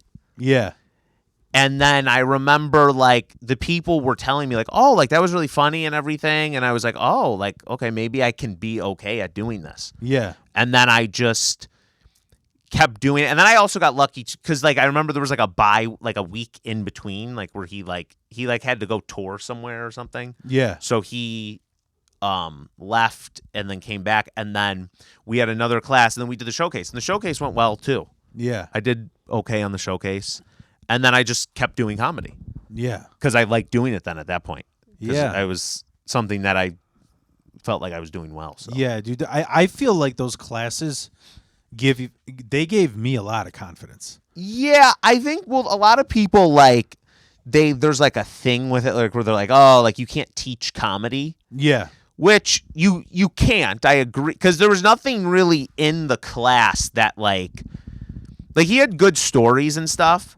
But it wasn't really him teaching the class that made me any better. Yeah. It was just, I think it was helpful to have somebody like kind of push you Yeah, yeah. in that direction. Yeah. You know, to like do things and kind of hold you accountable. Yeah.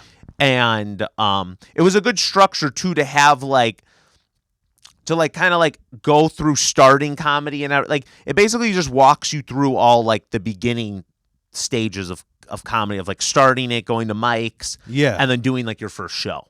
Mm-hmm. And then it kind of like sets you out there. Yeah, yeah. No, I just got done with that with literally the exact same thing. Mm-hmm. It was so I mentioned this before, but like Chris Higgins runs a class. You know Chris Higgins? Yeah.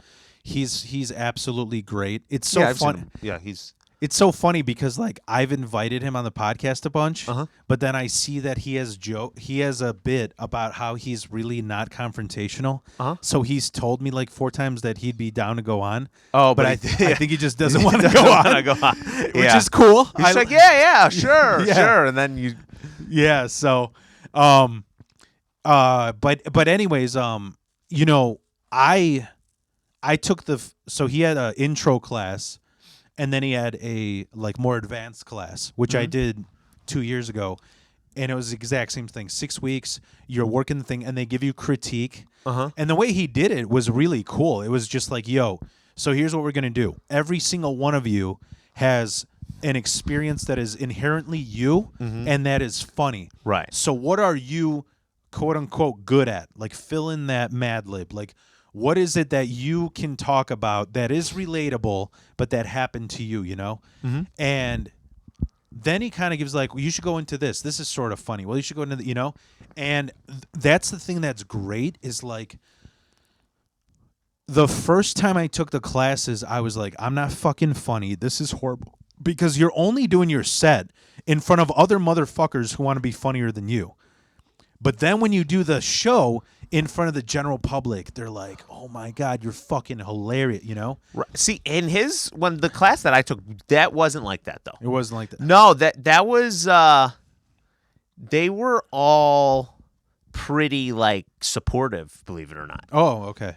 They were I mean my class was supportive as too, but I mean like all the people in my class though too, I don't know.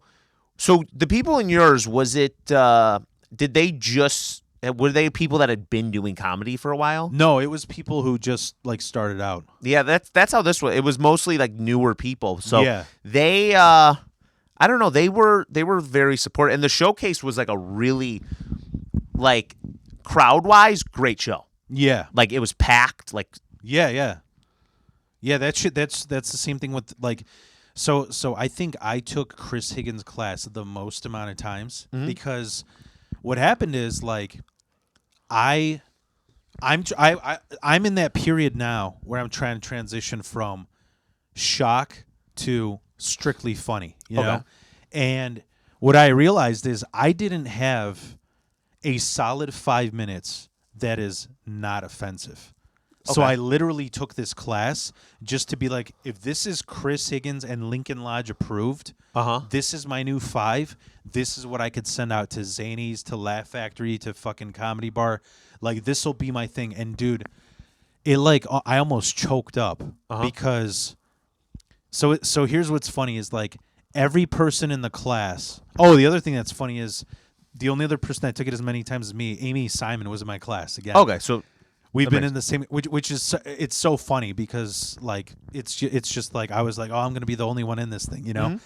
But my only intent was like, okay, I took these first 2 to get me into that path.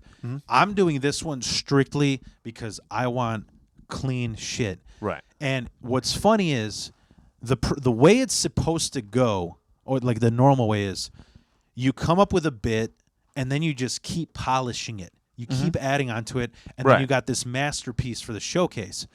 Me, I have like 70 fucking bits on Google Docs that I want to work out. I'm always writing at work. Right. I just get over caffeinated and I just write ideas. And I don't know what the funny is. Like, I'll say shit and I don't know what the funny is. Like, it's like throwing 1,000 darts, playing darts, and one of them gets the bullseye. Right, yeah. And so what happened is like the first week it was like, Phil, this is fucked up. You can't talk about this. Second week, this is fucked up. And then like the third or fourth, Well, like 2 classes before the show, so like the 5th and 4th, they're like, "That's good." And I remember I almost like choked up. Chris was like, "Phil, you fucking did it again." I'm like, "What?" He's like, "You found the funny. There was no cunts, nothing about your dead mom, nothing about racism. Like, right, it was this just clean." Yeah. So I was pretty happy with that. Like, so, but yeah, I don't know. Yeah, I do feel like it depends. I mean, anything can be useful. I feel like it's all about what you put into it. You know what I mean? Yeah, yeah. So, I mean, like those classes could be not useful if you don't use them accordingly. I feel like. Yeah, yeah. Because there is people who just like there's people who in the class, like, people just keep telling them, like, dude, punchlines, right? And they just never, But still, somehow with a general audience, they do okay, which Right. then makes them think like, oh, I can keep doing this. But you got to do punchlines, Right. So, but the other thing that's funny that I forgot to mention, so I told you I work at this like Italian family the carpet place, yeah. shop. They have a yearly dinner. Okay. That's like souped up as fuck, like, and it's awesome. Like last year, When you say souped up, what do you like? I mean like I'm about to say like last year they had it at this like exclusive golf club. Okay, so it's like very like high end, Yeah. like upper class kind of. Yeah, like Okay. you got to have a like shirt and tie to eat there type Gotcha. shit. Okay. So, and I love it, bro, because I ordered like 20 filet mignons. Like, so I'm like, I'm never gonna afford this in my life. Fuck you guys. I'll run this checkup. So and like this year, I was just like joking around, and they love me because, dude, these are 60-year-old Italian dudes. Mm-hmm. I've had an education in new slurs. You know what I'm saying? They're such ball busters. Yeah. That they love like my kind of comedy. Mhm. So I was just joking around, and one day I'm just like, maybe I should roast you guys, and they're like, oh, because all these people, there was Would a lot. it be funny if you did that and just lost your job? Yeah, right. Yeah. So like they were like. They were saying that like a lot of like the subcontractors were like, we might not go, or like we're going on vacation. So like, yeah, we should have Phil do entertainment. So they released this flyer that says like, Cooper's Hawk anniversary dinner for this company, and then it says entertainment for the night, Phil Lasecki. And then, like, in fine print asterisks, none of the views of Phil Lasecki directly reflect the views of this company. Yeah. So it's gonna be great because Yeah. they want. When me to is go. this? It's gonna be in a few weeks. It's like December 20 something. It's like right before Christmas. Oh, so it's like their holiday party. Yeah. Okay, gotcha. Yeah, and so yeah, it's gonna be great. Did you write stuff like Oh yeah, I wrote a whole bunch of shit on all of them? on all of them, on every single fucking one of them. It's funny as fuck. Like, I mean, it's just, it's roast stuff. Like there's this guy that works there. They don't even watch the shit. They're too fucking old. But it's just like, there's a guy that works there who like keeps getting injured. Gotcha. He's had like 3 hip replacements, 2 shoulder replacements, 5 ankle replacements. And so like the roast was going to be like, I'm like, hey, this company doesn't have the heart to fire anybody. Because they're just such a loving family. Mm-hmm. And that's why, Todd, I think they're just replacing you little by little. Like That's funny. just like shit like that. Are you going to talk about the blind dude or? Oh, fuck yeah. Yeah, you got to talk about him being blind, right? Yeah, okay. absolutely. He's a very, like, I love What's him. his name? Scott. Oh, okay. You can be like, Scott doesn't even know he's here right now. Yeah. I mean, there's been moment. I'm like, I think I had like some joke. I was like, working here, I really felt bad for working with Scott because he has a little bit of a disability that's hard for him, and the thing is, he does what he can with his arrogance. It doesn't qualify. Like just shit like that because he's a real like he's one of those guys that does not stop talking about Trump. Gotcha. Okay. So and it's funny. Well, most Italians are pretty pro-Trump. Yeah. But it's real. There's always some goofy shit that happens there. I mean, I'm trying to think. Oh, like another thing was like, and this is like inside jokes. Is like, well, a lot of it will probably be inside jokes, right? Yeah. I mean, I'm trying to think of like, Oh, like another joke I said, because we have contractors that are Polish, so I was like, working here, they say it's like your family, and I'm like, no, this is my family. My real family died off. This family is just like my family. I feel right at home. I mean, I'm surrounded by alcoholics. There's a few dumb Polacks who complain about everything, and we're all kind of degenerates, like some shit like that. You know? But yeah, I can't think of any off the top. I'm just going each one, like I mean, we have like a subcontractor who's like this Mexican guy who's like will not stop talking about his horse. Okay. Like he spends more time with his horse. So I was going to go up there and be like, "Hey, your horse loves me more. Here, smell my finger." Like shit. It's just how do you write stuff? Do you actually sit down and like write, or I have it so this is so fucking nuts. I've told this before, but I think you'd find this interesting. So I write like crazy because I indirectly got hypnotized into writing. Okay. Because long story short, but you write it out. Like, do you have a pad you write it on, or I have it all I put it all into Google Docs. Okay. So you type it. Yeah. Okay. And I'll have like a file that's like marriage. Gotcha. And then I'll have a file that's just called new. Okay. So I'll just write like one-liners about what's new. And then eventually there'll be something like say it's about marriage, then I'll just move it to the marriage file. Gotcha. Okay.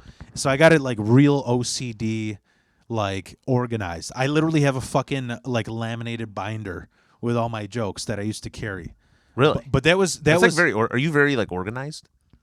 I try to be. Okay. But it drove me nuts. It drove me nuts because I realized that I was funnier when I riff on stage. Mm-hmm. And so me like constantly like looking down at my notebook or like not memorizing it. Like I found myself like going up with a premise and just going on that. Right. Like I recently like that's what's fucking crazy is that's another funny thing is like I have been trying to go towards the clean stuff, the stuff that is laughable towards everybody. And I finally got on SNF. Mm-hmm. And it's like there's people who shit on SNF, there's people who love SNF, but I was like, I know what SNF is. It's Matt Drufke's like baby, and you have to go by a certain set of standards to go perform there. Okay. You like I don't know one like really edgy fucking asshole who's been on there, right? So I was like, if I'm a good comedian and not that edgy asshole, what kind of shit do I have to say to get on there? And I did this whole bit on domestic abuse, and Drufke loved it. Okay. He's like, dude, you fucking did it well. Because it was all it was all kind of goofy shit. It was like I go into like, it's not funny unless the dude's getting his ass kicked, like shit. Right. Okay. And then I go into like, the crazy thing is it really sucks looking like a wife beater, but I'm really married to a woman who's a klutz. So she always gets hurt. And I have to be like, no, she actually did fall down the stairs. Right. Like, so it's kind of like stuff like that, and, but yeah, I mean, yeah, when I think I've seen you. That is funny, actually. That there's the thought of like you're saying like you look like a wife beater, and then your wife, so she just falls. She actually does fall down the stairs. Yeah, that is funny. Yeah, and I'm like, I go into like, luckily I could get the job done, but I don't have to lay a finger on it. I just like put Home Alone traps everywhere. Yeah, just shit like that. But, so yeah, I mean, yeah, it's been exciting. I mean, when you started comedy, did you have like a top 3 influences that you thought like you looked up to in the beginning? Well, like I said, I always watched Cat Williams. Yeah. But then when I first started, because I didn't watch comedy that much either before doing comedy. So I watched like a lot of like Bill Burr pretty much. And then I love Bill Burr. Yeah, I do. I mean, Bill Burr's great. Yeah. And then like Eddie Griffin and like Louis C.K. I started to, I take that back. So I did watch Eddie Griffin when I was a kid. I watched Eddie Griffin a lot too. Yeah. But I started watching more of him, and then I kind of got into like Louis C.K. around that time. But I was like Bill Burr and Louis C.K. Like I didn't even know really who they were prior to doing comedy. Yeah. So I knew like I always tell people I got into it because of all that Comedy Central shit. Mm-hmm. But I got nuts. Like Louis, I want to get a tattoo of Louis C.K. I love him so much. Like, because he's very fun. Yeah, he's fucking goat. Dude, yeah. You know. Mm-hmm. But can I like I know this is like the stereotypical question, but like, did you ever fucking like run into famous people while living in L.A.? Yeah, all the time. Like can you name some? Well, like living in L.A., you're like around famous people all the time, but no one cares. Yeah. Because everyone's so like. Can you name some? I'm just curious. I curious. mean, there's too many to name, but I'll name off some. But yeah. When you like, nobody in LA cares about the celebrities because they're all so absorbed with trying to be a celebrity themselves that they don't like they might even acknowledge the celebrity, but it's only to ask them for some kind of favor that's going to further them. Yeah. So it's not like no one there is like, oh, can I get an autograph or like yeah. They're like, here, look at my reel.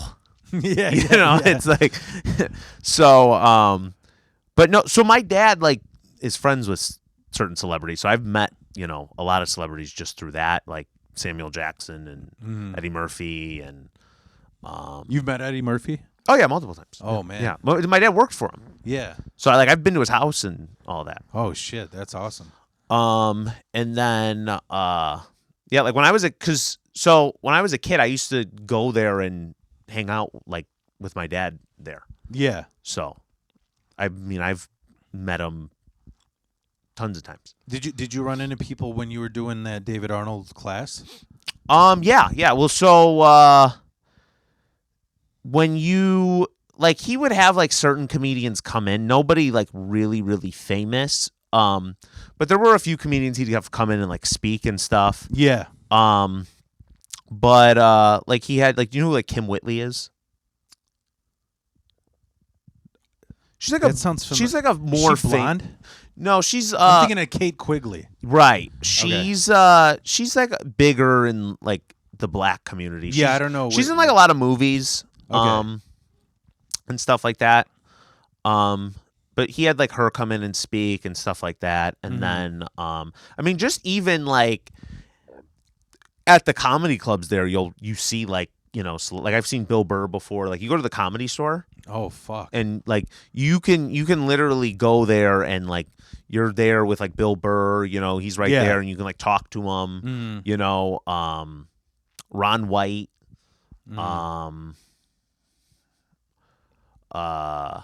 What's his name? Bobby Lee. Oh wow, yeah. Yeah, like all those guys are like there and you just like talk to them and that's cool, man. Yeah, so I mean, it's pretty like open there. Yeah. But like I said, no one there really like cares that much about like it's not like here like where it's like a big deal. Yeah. And you know what? I feel like the further you move up in comedy and meet people who you look up to, it becomes less of a deal. You're like it's within arm's reach, Right, yeah. I felt more like shocked at it when I was younger because I used to I've talked about this before as well. I don't know if this is creepy or to me it's a strength, is like because of being in a band and knowing like where the tour bus is and where people leave. My goal is like, dude, I want to fucking meet as many of my heroes as possible. So I would always meet everybody I'd see. I'd go to fucking every concert I've went to. Literally, Louis C.K. is the only person I saw live that I didn't get to meet because he took off right away. Gotcha. Okay. But like every fucking person I've ever gone to, like I've gotten to meet them because it was like a big deal for me. Right. But the thing that was funny was like I remember in like 2010, I was in a psychedelic band, like Beatles-y type shit, like kind of the shit that I'm about to release. So we went out to San Francisco with a few friends. We did like a road trip, and I ran into one celebrity. And the funny thing is, like, I knew they were famous, but I thought they were the wrong person. So I'm like, I'm just gonna say, hey, can I get a picture with you without saying their name? Because who I ran into is fucking Paul Shriver. That sounds familiar. He's like he was in The League. He's the bald dude with the gap in his teeth. And then he was in. You ever see Disaster Artist? He was not like that big, but I ran into him. But I thought it was David Cross. So I almost called him David Cross. Yeah, that's probably good you didn't. Yeah. Yeah. So. Yeah, I remember when I was younger too, like when I first, like before I started comedy, I started doing just because I like wanted to be on sets and stuff. I started doing background work. Ever done background work? No, what is that? It's like when you go on like a set and you just like you're a background character? Yeah, like you're just like the guy that walks past the actors. I actually tried getting into that, and Laurie Milbourne was like kind of like helping me out, but it was just like it was. It'd probably be tough here because there's not that many. Yeah, but I mean, there was. I got a bunch of like offers that I could qualify for, but it was like on work days that I would. Well, yeah, it is always on like. It's like a full day. Right. When I did it, I was like 18. Yeah. And I would do it because like, so I would like, because you'd make like minimum wage technically, but you would work like 14-hour days and you get like overtime. Yeah. So like you work 2 14-hour days a week. Yeah. As like an 18, I mean, you have plenty of money to like go. Yeah. Do whatever you want to do. What were you in? Like all kind, like I did like you know the show Euphoria. Yeah, like that. I did. You're a background character. Like I would do background work like twice a week. So there's so many productions that. Oh, cool. I've been on. Was that in Chicago? No, this is when I lived in Los Angeles. Okay. Because I lived there till I was in my 20s. Okay. I did like this one movie that was on like Netflix that had like Meryl Streep in it. And then I did. I'm trying to. Oh, you know what I did do? I was in. I did the Captain. You know Captain Marvel. Yeah. That was kind of cool because you get to see like all the CGI stuff. Yeah, yeah. And like Blackish, like shows like that, and you ever watch Fresh Off the Boat? No, I never. It's like an ABC show or something. I don't even know if it's still on the air, but shows like that, like you just go and you get like you have to go like sign up with these like agencies. Yeah, yeah. And then they just like text you, and they're like, "Hey, do you want to work?" And it's always like the day before too. Yeah, yeah. It's like it's really inconvenient. Yeah. And it's really like honestly like you meet cool people too, but you meet some of like the most awful people. Yeah. Like there was this one guy I remember we were on like this one show and it was like a graduation scene and we were all sitting in like these like it was like a graduation, so we all had like cap and gowns and stuff on. And like on the sets, they do have like tons of food, like because they feed you lunch, but then they also have like snacks and stuff. Yeah. And I remember one of the like snacks they had like in between the meals was they had like sandwiches from like Jersey Mike's. Yeah. And they ran out of sandwiches.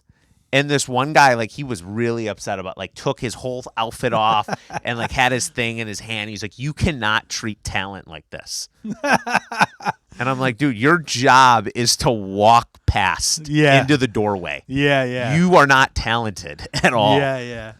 Like, this is...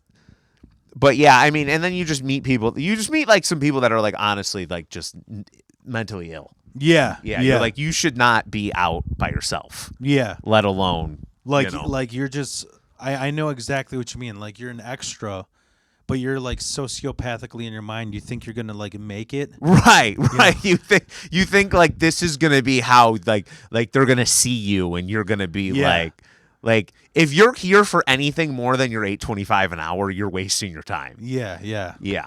But it was cool. You know what's embarrassing that you meet a lot of like just like there was like people I met and I like hung out with like friends and stuff. That was cool. Oh, cool. Yeah. So yeah. Did you do anything when you moved back here? No, I haven't. I kind of like just started doing after I started doing comedy. I kind of just started then doing that and just focusing on that. Yeah. And then I was trying to think of like what the fuck. I always thought like what's being filmed in Chicago, right? It's like there's that Chicago fire shit. Yeah. And I'm like, I could always be some bad guy, you know, or Fucking, you know what I really got into? This is so white of me. I really got into The Shy. You ever watch that? The Shy, yeah. And then like that's like half of my Spotify playlist is a soundtrack to The Shy. To The Shy. Yeah, it's just like R&B and rap from the hood. You know? Yeah. Like, but I was it's funny because I tried getting into it and I had I forgot what his name was, but you know Veronica Memoir. Yeah. The guy that was helping her with her podcast, he's like, yo, if we might need you for some music videos, you mind ever being in it? I'm like, no, yeah, sure, whatever. You know, I never did this before. And I was in this rapper's video. His name's Pasty. Mm-hmm. He's a white rapper, and he's kind of like a sad boy rapper, where half his shit is rap, half his shit is like Post Malone acoustic cry crap, you know? Mm-hmm. And they're like, yeah, yo, we need a guy that looks like you. So in my mind, I'm thinking like, oh, like what, a drug dealer or a thug? Uh-huh. And they're like, no, we need an aggressive, racist cop. and so that's what I did in the video. I could show you afterwards, but it's literally me cuffing this kid and just screaming at him with a gun. So it's pretty funny. But I look like it reminds me of like one of those fat like part of Dean's squad in Breaking Bad, you know, like the SWAT team that he was in, you know. Mm-hmm. But that's the only thing I ever did. But I want to tell you something that was really embarrassing. So very weirdly, I fucking love Frasier. I've been watching the show Frasier. Yeah, that's always been a show where I looked through the guide, like on the TV, and I would see Frasier. And for a long time, I didn't even know what Frasier was. I'm just like, what the fuck is Frasier? I thought it was like a paid program. Yeah. And then, because it was just on, like, it's like one of those shows where you like look at the guide and it's on for like the next 4 hours. Yeah, yeah. And then I remember I watched it like one time in like a doctor's office. Yeah. And it's like, to me, it was just like a knockoff like Seinfeld. Kind of show. Like it was just like another sitcom from the 90s. Yeah. I mean, there's like, it's hard to explain. There's episodes. It's like, for example, like to me, an amazing series is like X-Files because like out of like 30 episodes, 2 of them are shit. You know, like to X-Files fans. Frasier, it was like every 4th episode was fucking hilarious, but then like the 3 in between are just like bland, right? You know, and what it is it's kind of like a slow burn, almost like British comedy, you know, where everything like goes up in flames in the end. But so here's what happened: is my wife was working at a sort of like a YMCA in Elmhurst, and because it's Elmhurst, their fucking YMCA was like a Lifetime Fitness. Right, it's really nice. It was fucking awesome. I used to go for free yoga there. I used to work out there. Like everything was free. It was awesome. And one day she calls me. She's like, "Yo, there was a show, and I actually liked the show. I don't know how it. I know why it didn't kick off because it was 2 seasons. It was unknown, and it was like $10 an episode on Amazon." It was called Proven Innocent. Okay. And the premise was like Kelsey Grammer, who's Frasier, plays like he's in the show? Yeah. Okay. He plays like this corrupt mayor of Chicago who I know exactly what show you're talking about. Yeah, I remember that show. I didn't watch it, but I know what you're talking about. Yeah. And where he locked up all these people pretty much pulled a Kamala, you know? Like where he locked up all these people to make it look like he's killing crime. And then a podcast came out where they're trying to free them. Right. So, but the opening scene, like the trailer, is at this place in Elmhurst. There's a quarry there. I never fucking know. Did you know about that quarry over there? Yeah, I actually, I know, I don't know him. I know a guy that used to work for him. For Kelsey Grammer? No. For the guy that owns the quarry. Oh, okay. Yeah. No, because, in that where my wife grew up, yeah, I know exactly what you're talking about. There was like this rumor that like that's where kids went to commit suicide. They would jump into there. Okay. And so they filmed like the trailer there, and my wife was like, "Yo, they're gonna do wardrobe at this YMCA because it's such a nice place." Bro, I came there with like 6 Frasier DVDs, and I just chilled there for like 4 hours. And it was only for the extras. So it was all for nothing. And then I also forgot. Oh, the wardrobe thing? Yeah. Yeah, well, so actors don't go to like they have their own trailer. Yeah. And they don't come there for the wardrobe. They find their the wardrobe people find their stuff and bring it to their trailer. Yeah. And they change in there. Yeah. And also like even if it wasn't how you just described it, I completely forgot. Like Kelsey Grammer had a fucked up life. Like he his sister got like abducted and held captive in a cage for like 10 years. I did not know that. And then she got murdered. And then like he got stalked by a bunch of people. So he would like being anywhere near the public is the last thing he would do, he wants to do. Yeah, that I did not know that. Yeah. So I feel like Kelsey Grammer's like one of those celebrities that's like big, but they're not that big, and you're like, how are they that big? Yeah. You know? Yeah. You know what it is? It's because as goofy as it, I read his book as well. Okay. Because during lockdown, I just went through this phase. I was like, a lot of people shit on reading, or they shit on like not reading. So I'm like, well, I can read, but I just don't want to stare at a fucking piece of tree skin for 8 hours a day. So I wanted to prove to myself that I'm like, I'll fucking read whatever. So I would just pick random, like the stupidest book at a Goodwill and read it for the fuck of it. Okay. And Frasier was one of them. I read Dennis Rodman's bio. Okay. Bad as I Want to Be. How was that? It was awful. It doesn't sound like it'd be good. It was literally just him kind of like bragging about being a dick, like yeah. He's like, I just didn't show up to practice because I didn't feel like it. Yeah. It's like they still paid me $10 million a year. Yeah. That whole fucking The Last Dance story where he like that's a very good documentary. It is. It is. Yeah, but you do realize in that how serious you do realize like he did not take anything seriously. Who? Dennis Rodman, not Michael. Michael Jordan took it, but yeah. Dennis. Yeah. He just was like, Yeah. They said he would like go to Vegas and just like disappear. Yeah. That's what was in that Last Dance thing where they were like the night before the fucking Final Four, he was like coked out and gambling till 4 a.m. with Billy Corgan in Vegas. And then like on 5 hours of sleep, he goes and plays the game. So yeah. And then another one was like Tim Allen. I read his book, like about being a drug dealer and yeah, about his whole thing. I fucking love that. Was one like I don't know what it makes me, blue collar or what, but I loved fucking Home Improvement. Home Improvement was a good show. Yeah. I like Home Improvement. Yeah. How was your COVID? Like, how was COVID? Like, did you?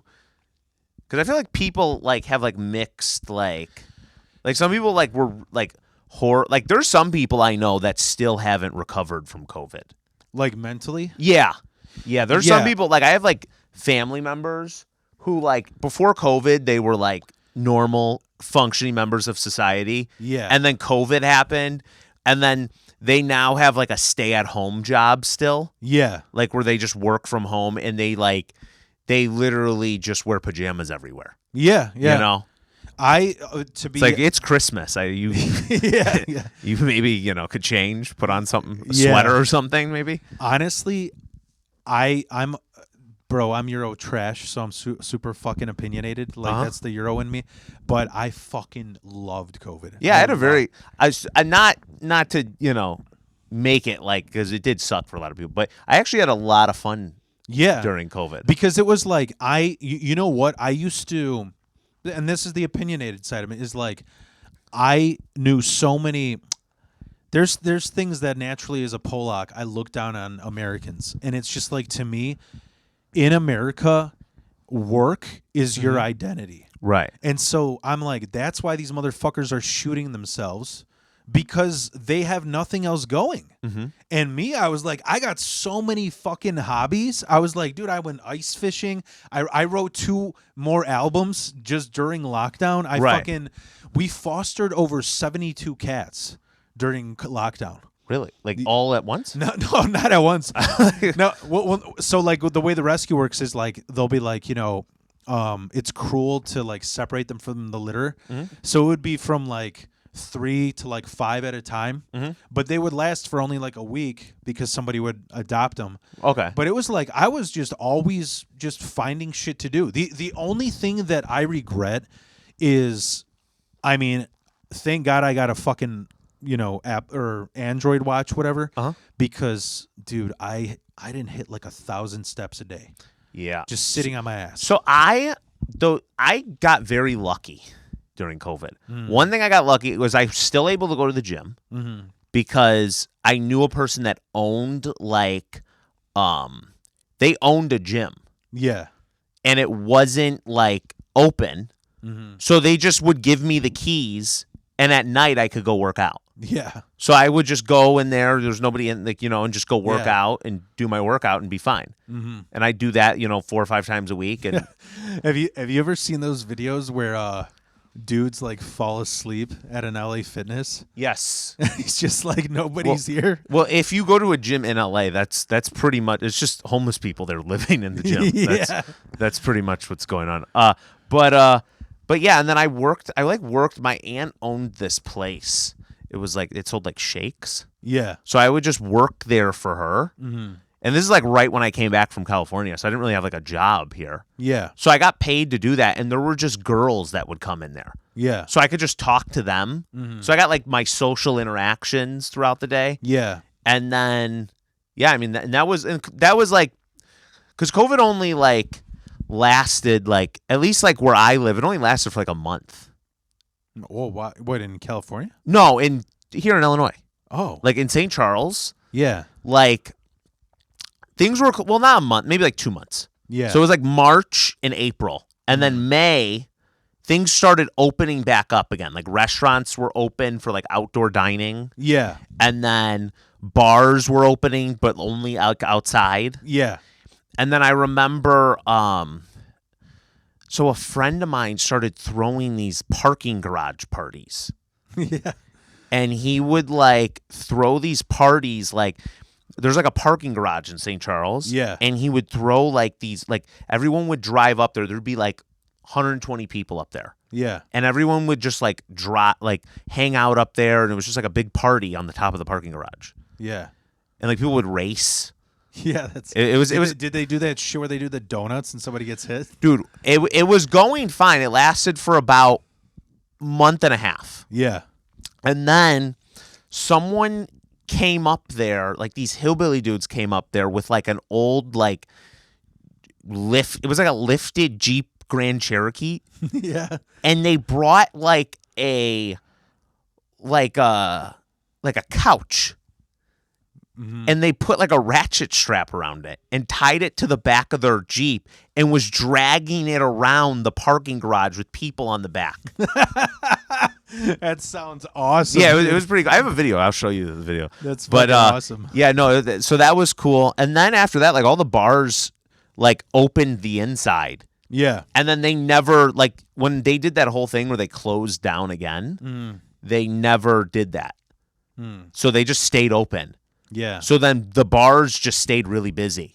And people would come from all over because they were the only bars open. So then like, but I'm just happy that I had, because there's like some people I know that like didn't leave their house at all during COVID or didn't do anything like productive. Yeah. And they just like became like hermits. Yeah. Yeah.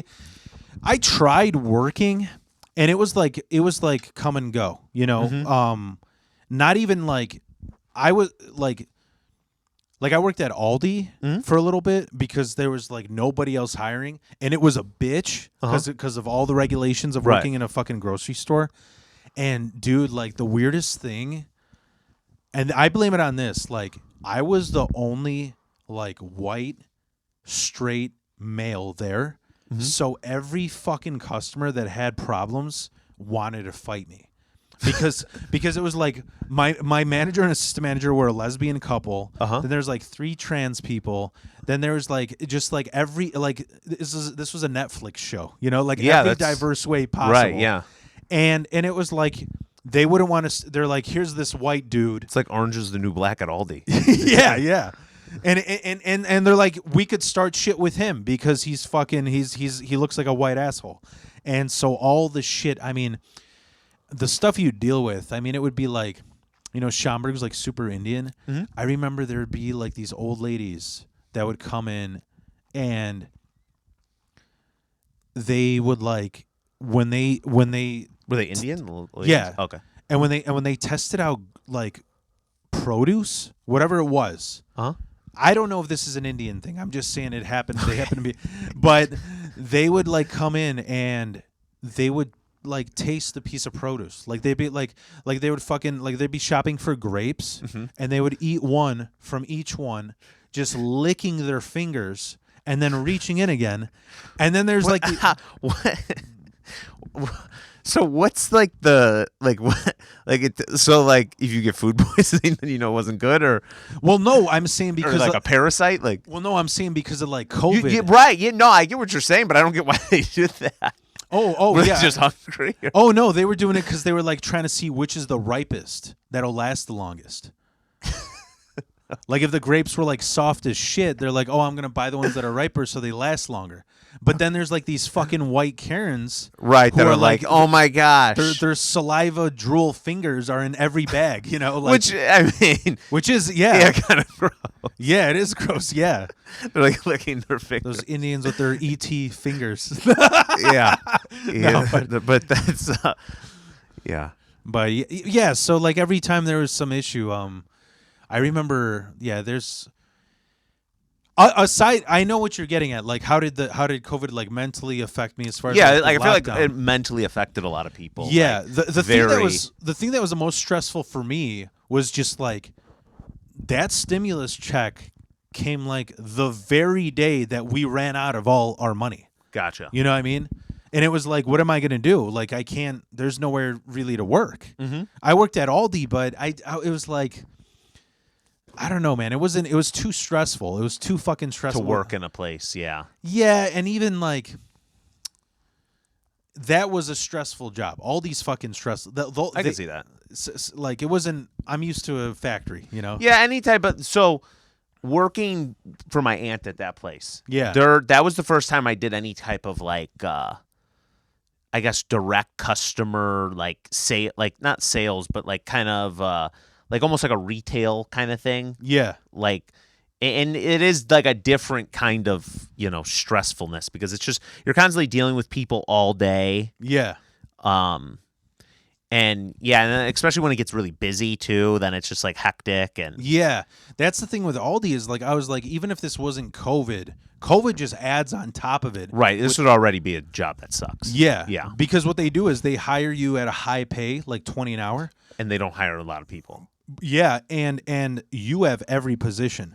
Like when I was when I came out of college and I couldn't get a job anywhere, I worked at Jewel for a little bit. Okay.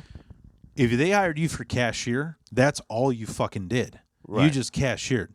Like literally half my day was just like sitting there doing nothing, talking shit. Mm-hmm. Aldi, you're doing everything. Oh, there's a spill in this aisle. Oh, you got to go stock. Oh, you got to throw out garbage. Oh, you got to do like it was just like basically what's kind of weird is anybody can be the manager there because you're doing everything. Well, okay, that's I don't know if that's a good or a bad thing. Well, see, that's the thing is the only thing that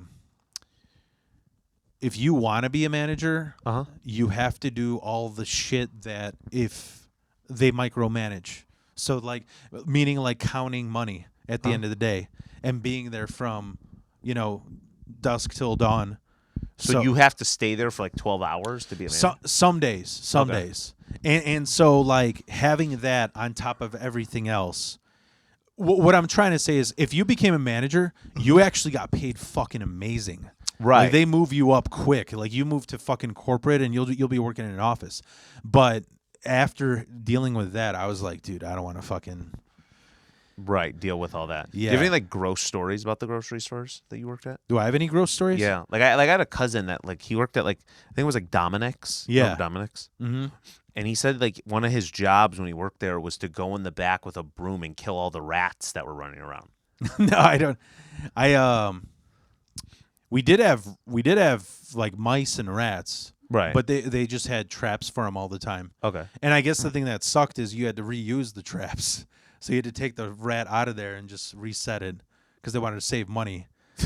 Like, That's so gross. Yeah, that is gross. It's yeah. gross when you think about it, that your food's just... Oh, yeah. Yeah. Some of the things that were gross, I mean, some shit that was, I'm trying to think of like gross. Like, when I hated it when milk would spill. Uh-huh. And then the entire fucking fridge stank like spoiled milk. Oh, the entire okay. fucking like if one frail old lady or little kid grabs a carton and it busts open, Right. it's fucking stinking forever. Right. There was some goofy shit at Aldi that, like, I mentioned this before, and some people are like, they can't fucking believe this, but there's like goofy stuff. There's like an old lady who like would buy strictly those jars of cheese balls. Okay. Because that's all her cat would eat. Like she had like a Garfield type, you know? Okay. And then there was a Russian guy. So here's what's crazy. When you see expiration dates at grocery stores, it's actually still good for 10 more days. Okay. They put a date on there that they won't have liability for. Right. Okay. I could believe that. Yeah, because they can. They don't do it here, but in California, actually, they have shelves. That's like a discount shelf. Yeah. They have that at Aldi. Do they? Yeah, where it's like $1 for a loaf of bread because it's like it expires that day or something. Yeah. No, this is like stuff. I want to say it's expired. Oh, okay. And I think like there's something on there that says like we're removed from any liability if you choose to. So there was a Russian guy who, bro, Aldi has the best fucking meat. That's why I had that protest recently because they're saying that it's like inhumane, but that's why, because it's like cheap as hell. But so when meat would expire, we would throw it out in the dumpster, whatever. This Russian guy, he like, I don't think they were supposed to do this, but he like did a deal with the manager, like, hey, I'll give you this money if you tell me when you throw out all your meat, because he had a fucking domesticated hyena that he would feed these like steaks to. You know, isn't that crazy? He's the hyena king of Illinois. Is this? You said this was in Schaumburg? Yeah, there's a lot of Russians like in Schaumburg. Yeah, area, right? Yeah. That is kinda very interesting. I thought you were gonna go like he take the meat and like eat it. Oh no.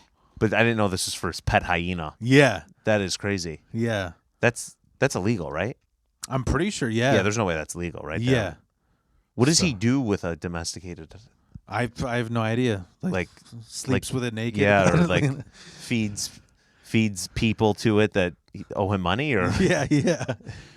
Drives around with it in his fucking, whatever BMW. Yeah, in his BMW. Yeah, it's in the trunk of his BMW. But when I worked at Jewel for a while, and there was some. So when I worked at Jewel, when I got out of college, I lived in Park Ridge at the time. Okay. So it was real like waspy white yuppie people, because that's where Hillary Clinton's from. In Park Ridge, yeah. Yeah.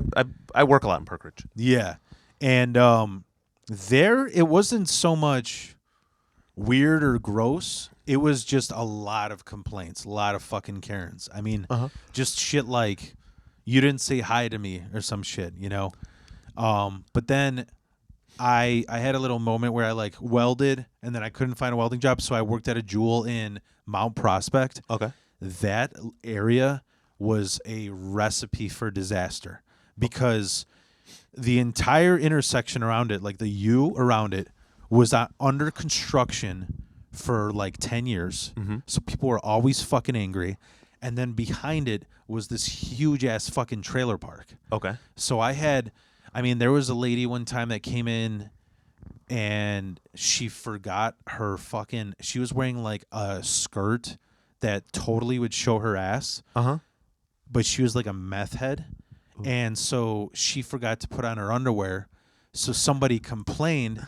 So she just took one of those plastic bags for like those like poop bags, like doggy poop bags that you put your like vegetables in.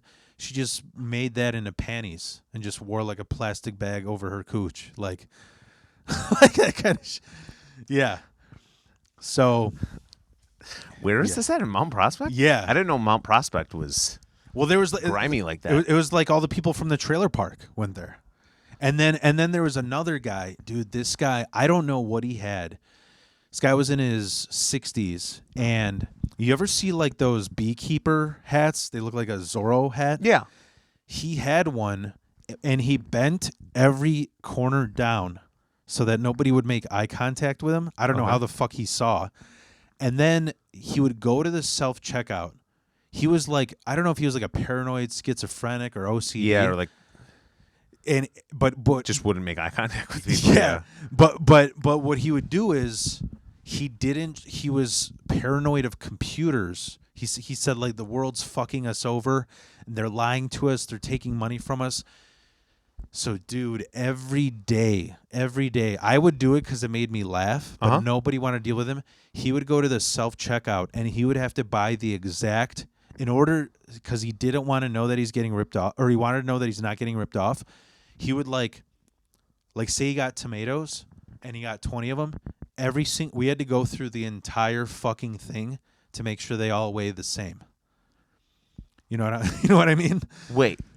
So he would go to the self-checkout, and don't you weigh it yourself at the self-checkout? Yeah. But he would want me to help him. He's like, I want you. Can you help me? Because you guys are customers. I'm like, yeah, sure. He's like, I want to go through this whole fucking thing and make sure, like, say he had a tomato that's like 0.57 pounds. He's like, I only want to buy 0.57 pounds so that I can get my calculator out and make sure you guys aren't ripping me off. Oh, what a whack. Yeah. It sounds like he just had like an ex-wife that took all his money.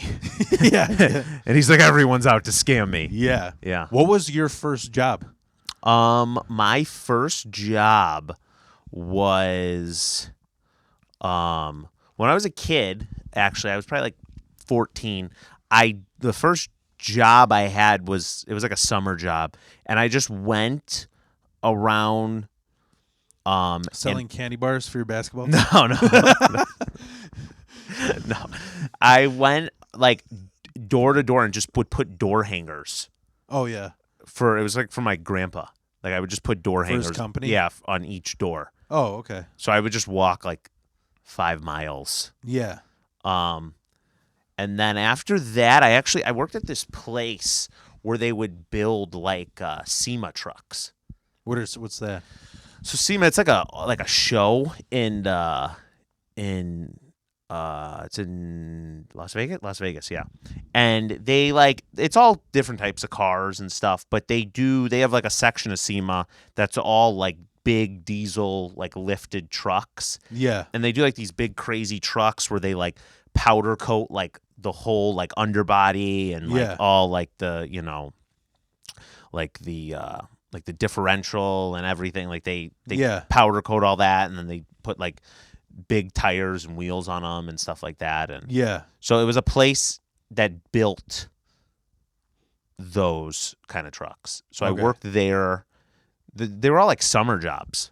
I pretty much just had summer jobs up until I did like background work. Yeah. Did you think of like a worst job that you had? That was probably the worst job. That was the worst job? It was cool.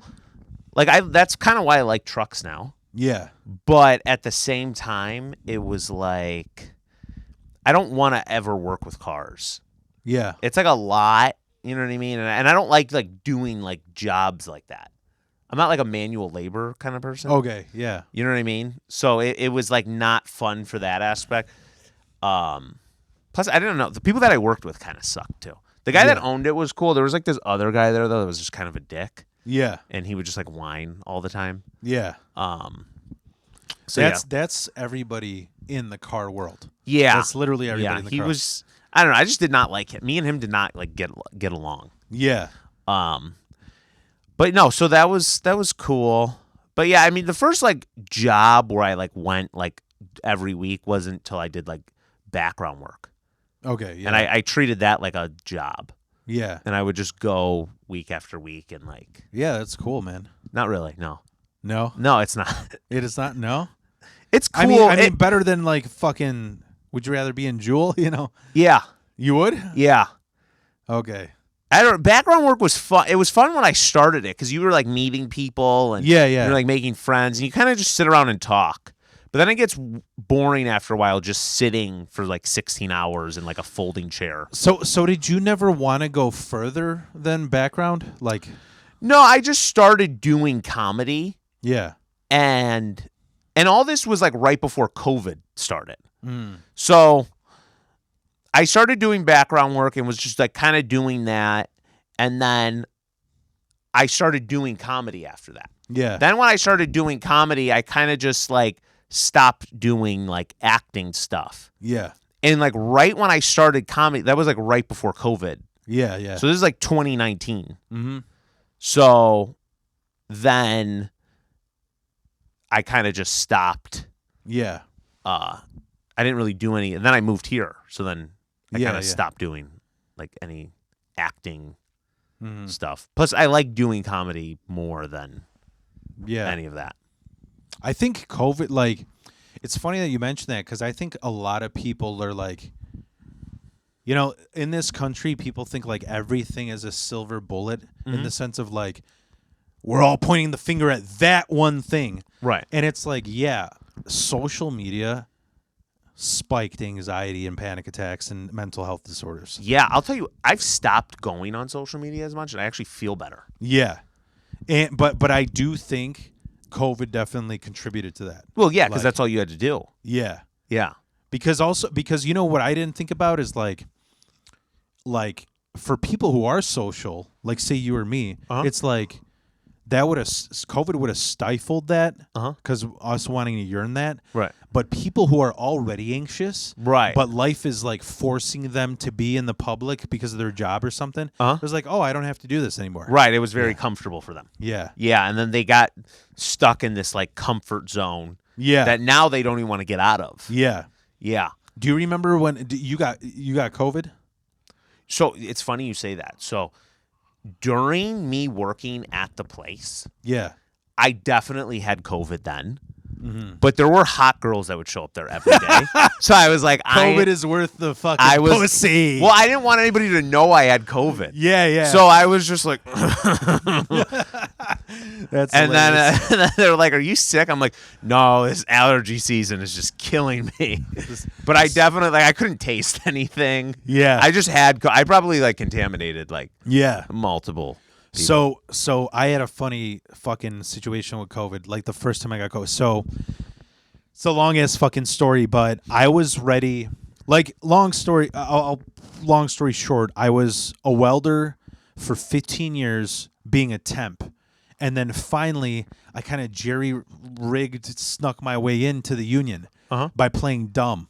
I actually, it's that immigrant hustle because I played dumb because what I did is like I had been so the reason why I was a welder for 15 years and not in the union is because I had been I was a welder for 5 years and then for 10 years I was testing for the union and they never fucking let me in because you know daddy's little retard who had a worse fucking score than me got in. Right, you know? because all like politics. Yeah. Okay. And so I was like, what can my slimy Polish ways, how can I slip my way in this? And what I did is so I was in a sheet metal union. I saw there's a sheet metal union test and I was like, oh fuck, it's in Rockford. I'm like, fuck it, I'll go and take it. And I drove out to Rockford. I was in the top 5% scoring because a lot of people out there, like, they have drug problems. They don't even want to be in a fucking union. So, and they're like, oh, you're actually going to drive out at 5 a.m., 3 hours to Rockford? So I just played dumb. I'm like, oh, this isn't the same union in Carroll Stream? And they recommended me to there. That's how I got in. Gotcha. And when I started working there, I was just not happy. I mean, I told you about that. There's just so first of all, I made more money being a temp because the 4 years I was in the union, I worked average 6 months every year. The rest of the fucking I was laid off for 6 months. So when like the winter? Just it would be random. It would be whenever like because you'd go from company to company. You know how unions work? Yeah. So I know that's like. I think it's similar with like electricians. Yeah. Yeah. Yeah, it's the same thing. Like there's all these contractors that want you and you do a different job at every single place. So finally I said, you know, I'm fed up with this shit. I'm fed up with fucking all the hazing, the like the other thing too that I hated was like you go to school every 8 weeks and you like But you go to school every 8 weeks? you go to school every 8 weeks. Okay. And that semester, like that year's semester, if you fuck up, like if you miss one of them, you have to redo the whole year. Really? Yeah. So there was like a girl there, and she was the only girl in my class. And I was like, bro, like, how are you? She seemed like this tough, like, she reminds me of that Tori Ward. You know, she's the chick. She's always at Comedy Vault now. Tori Ward. She's a funny. Oh, I know who you're talking about. Okay, yeah. She looked like her, and I was like, I asked her, I'm like, when we do these, like, because they do all these projects, like I was showing you, like they do blueprints, or then they do a fucking project where you have to, like, you get a fucking flat piece of metal and you have to turn it into an elbow duct. Okay. You know, like just with a hammer, you know?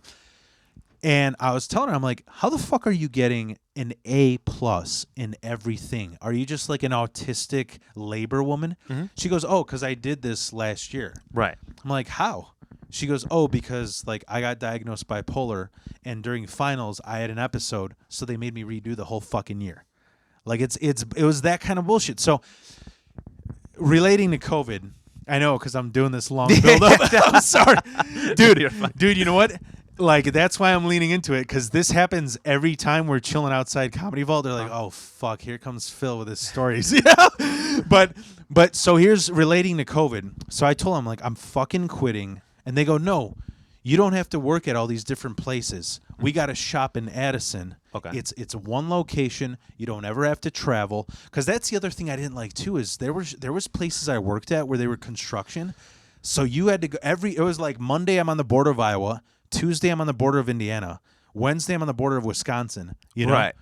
Yeah. So like you're getting, by the time you get home and stuff, like, you're getting home at like 10 o'clock every night. Yeah. And then you got to be there at like, what, like 4? Yeah. And and you know what sucks is, like, sometimes like one of the places I worked at, they had a contract. It was like February, and they had to get the school done 2 months before the new school year, because it was a brand new school. Okay. So it's like the school year starts at like what, August or something.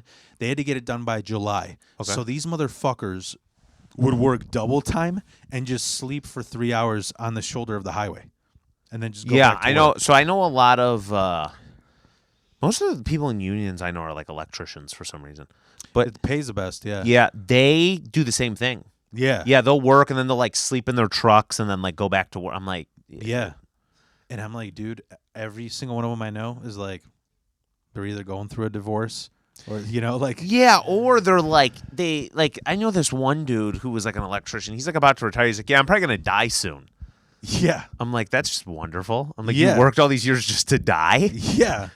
It sucks. Yeah. So what happened is, I was about to quit, and they're like, dude, we'll set you up at this shop. You don't have to fucking go out on the field.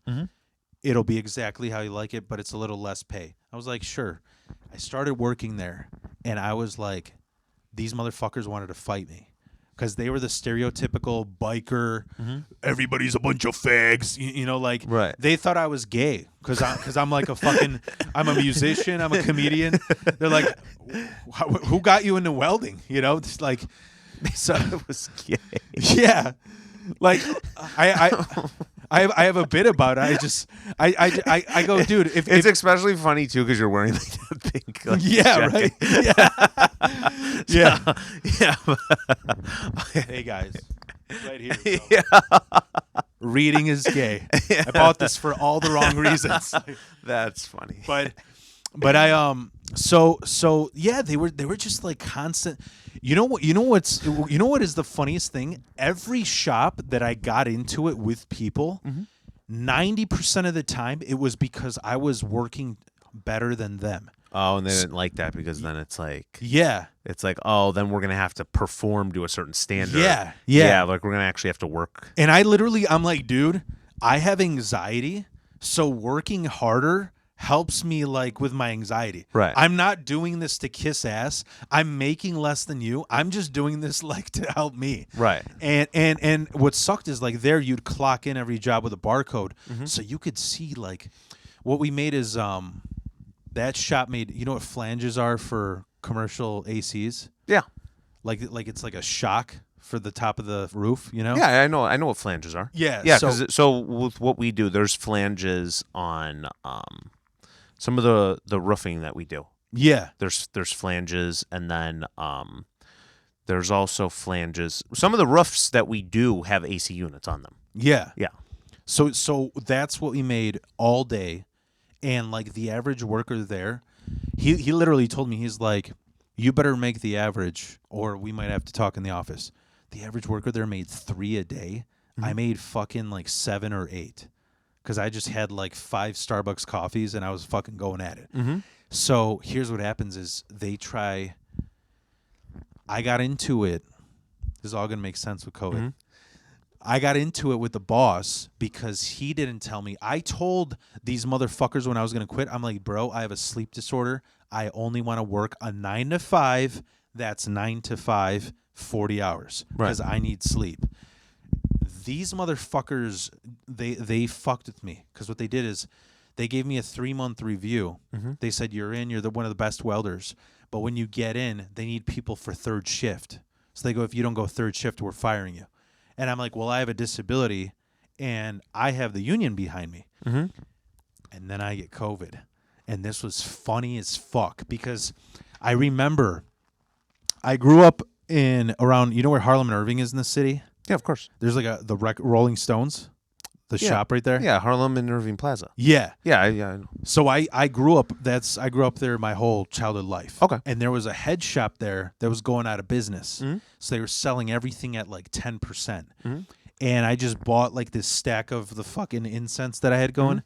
I bought a stack of them, and I put them in my car, and I just left them in there, because every welder or mechanic's car just smells like motor oil all the time. Okay. I left it in there, and I was like, man, that smells so fucking good. And then 2 days later, I'm like, those motherfuckers ripped me off. It doesn't smell at all. I had COVID. I lost my smell, and I didn't realize it, because that was my first symptom. And then my throat started closing up. Dude, I sounded like Val Kilmer. I was just like, or like Robert F. Kennedy. Yeah. Like, literally, I sounded like that. And this is the same time they go, we can only schedule a meeting with the Union Hall to resolve this issue on this date. So you have to show up this date. And I didn't want to tell them I had COVID. So I go, they're talking like this the whole time. And I'm so high strung. I'm a fucking impulsive monkey. Okay. When I'm sick, I don't give a fuck about being an asshole. And I was I don't like being sick. Yeah, I know. Yeah. So I'm in this meeting, and I'm literally going, I was about to quit this fucking place. You motherfuckers are hazing me. I want to fucking leave. Fuck this place. I was ready to go, fuck you guys. Fuck Local 265. I'm leaving. And now you guys put me here. Now I got these problems. And they resolved the whole thing. They got my back. They're like, he has a disability. He needs accommodations. We have his back. You can't fire him. So then everybody in that shop hates me. We start walking out, and the Union Hall guys see. I'm like, see, Phil, we got your back. Put it there. He goes, Phil, next time, don't flick us off in the meeting. So, anyways, that whole build up to that fucking scene. Sorry. But anyways, I'm guessing you want to wrap it up. Yeah, we could. Yeah. I was just gonna say, is there anything you want to mention? Like, you got any goals for the next year? Like, no, I didn't even ask you, how long have you been doing comedy? So it's been like like 5 years? 5 years? Yeah, about 5 years. Are you happy where you're at? Yeah. I mean, I try to look at everything like you just constantly got to focus on just getting better. Yeah. You know what I mean? Can I ask you, can we wrap it up in 20 minutes? Yeah, go ahead. Okay. Because I completely just didn't interview you at all. But no, you're but yeah, so I try to look at things that way. Just try to get better every day. Yeah. Yeah. Do you are I hope you're you know what really grinds my gears is I can't stand people who are like, I'm too good to email people for shows. Yeah. I know what you mean. Yeah. You're not that person. No, I do email people. Yeah. Yeah. Because there's so many people where it's like, dude, like, what are you afraid of? Like, why do you really think you're that significant that people are going to approach you? Well, I think, you don't ever want to have an attitude like that. Yeah. You know what I mean? Yeah. Because the more and more you I'm trying to think how I'd put it, but if you ever get like an attitude where you feel like you're too good for something, now you're basically putting yourself in a position where, because you're going to go through, ups and downs. Yeah. And at one point you're going to have to do something that you don't want to do in order to, keep moving forward. That's funny that you bring that up, because you know what that reminds me of is like about the attitude that you take into comedy. You know what I realized is I remember listening to this podcast talking about how like T.I. was trying to do comedy. Yeah. And it was just him talking about how he's hot shit. Like, oh, I fucked all these bitches. Who do you fuck, bitch? And, I did know he tried. I didn't know it was like that though. Yeah, and people were like, this guy's a fucking jagoff, because people go to comedy to laugh at you. So going from like the rapper world where you're supposed to be like, where you are supposed to be hot shit, where you are supposed to be cool as fuck, doesn't translate well into comedy. Right. And I didn't realize that me coming from like this satanic metal scene where you're supposed to be offensive and vulgar and intimidating, it doesn't translate into comedy. That's why I was doing a lot of that material, I think anything can translate into comedy, and I do think there's some people that do have that like kind of like asshole mentality. Yeah. And they do comedy well. But I just think that it's like you have to be good. Yeah. If you're going to do that, that's fine, but it has to be really funny. Yeah. Because if it's funny, people will laugh. You got to start out humble at least. Right, to get the fucking... And that can't be your actual attitude towards the situation. Yeah. Because a lot of those asshole people are like really nice people. Exactly, outside. that's what I'm saying. Yeah, so that's... I feel like if you can't humble yourself, then you're not going to get very far with anything. Because like I have like my own style of how I dress, and I was used to be worried. I was like, do people think I'm trying to look cool? And they're like, no, you look fucking ridiculous. You'll be fine. And I'm like, great, awesome. Because there are people who like, that is true of the aspect of like, people laugh at somebody who's say fatter more than somebody who's like jacked. Right. So I don't know. Yeah, but I just think it's ultimately, how funny what you're saying is too, though. You know what I mean? Yeah. Like there is certain like people that like they have certain like looks, like they're like a character. Yeah. Like the way they look. But there are people too that like, and there's some people that have that and they're really like what they're saying is funny. Yeah. But there's also like, I think if you're funny, you're funny. Yeah. You know what I mean? And that's going to be like undeniable. Mm-hmm. Do you think, have you ever performed with anybody that like you look up to after these like, 5 years? Or that like you're proud of to say, that you were like, this is a fucking awesome show? So I think like the person that I think I did a show with that I was like most happy about doing a show was the David Arnold. Okay. I did. So after I did his class, I did do a show that he was on. Okay. And especially considering that he passed away, and so I am. Was he old? Is that why? No, he was like in his 50s. He has like 2 Netflix specials. He's pretty like well established, but no, he just died of like, I don't know if it was like heart failure or something, but yeah, he was like in his 50s. Okay. Yeah, that's cool, man. That's awesome. Yeah, so I mean, I was really happy to do that show. And yeah. Do you you got any shows coming up or anything you want to Yeah, plug? I'll be at CG's this weekend. Yeah. Not going to come out that quick. But yeah, cuz I'm just mixing a whole bunch of crap, but no, it's all good. Yeah. Is there anything you want to do you have any goal do you set new comedy goals each new year? No, I try not to look, because if I try to look at things from too broad of a perspective, it's too much. Mm-hmm. So I try to just focus like you mean it like fucks with your head? Like, yeah, like, and it's just too much and it just seems like, I feel like if you set a goal, like, okay, if I say I'm going to do this year, right? Yeah. Like you can set a goal that way, and I'm not saying you can't achieve it, but at least for me, it's like I have to now think about this whole year.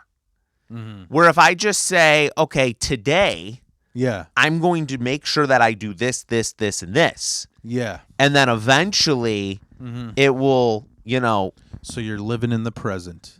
Exactly. That's that's good. Shorter way of putting it than. Yeah. But yeah. No, that's good, man. Yeah, I know what you mean because it could be overwhelming to constantly think okay, so and then you have to achieve this by this year. Where if you say this is my goal for the day, it's a lot easier to achieve because the goal you're going to set for the day too is going to be something you can achieve in a day, and those small achievements will turn into bigger achievements. Yeah. Do you think? I don't even know if I should ask this, but your dad being in entertainment, do you think you've ever looked into where can this bridge me into going further in comedy? You mean as far as him helping me? Yeah. Yeah, I guess. And it doesn't even say for example Eddie Murphy. Right. Obviously you wouldn't maybe even want to open for him, Well, he doesn't do comedy, so that'd be kind of. Yeah. Well, yeah, but I mean he knows a lot. I'm saying he knows people, right? That I guess, but it's at the same time you still have to be funny. Yeah, you know what I mean. And he is there's also a level of it too, where it's his standard for comedy. Yeah, is very high. Yeah. So for him to find something funny and be okay, you're to a level where I'm gonna vouch for you and say yeah. It needs to be top tier. Yeah, yeah. So, yeah.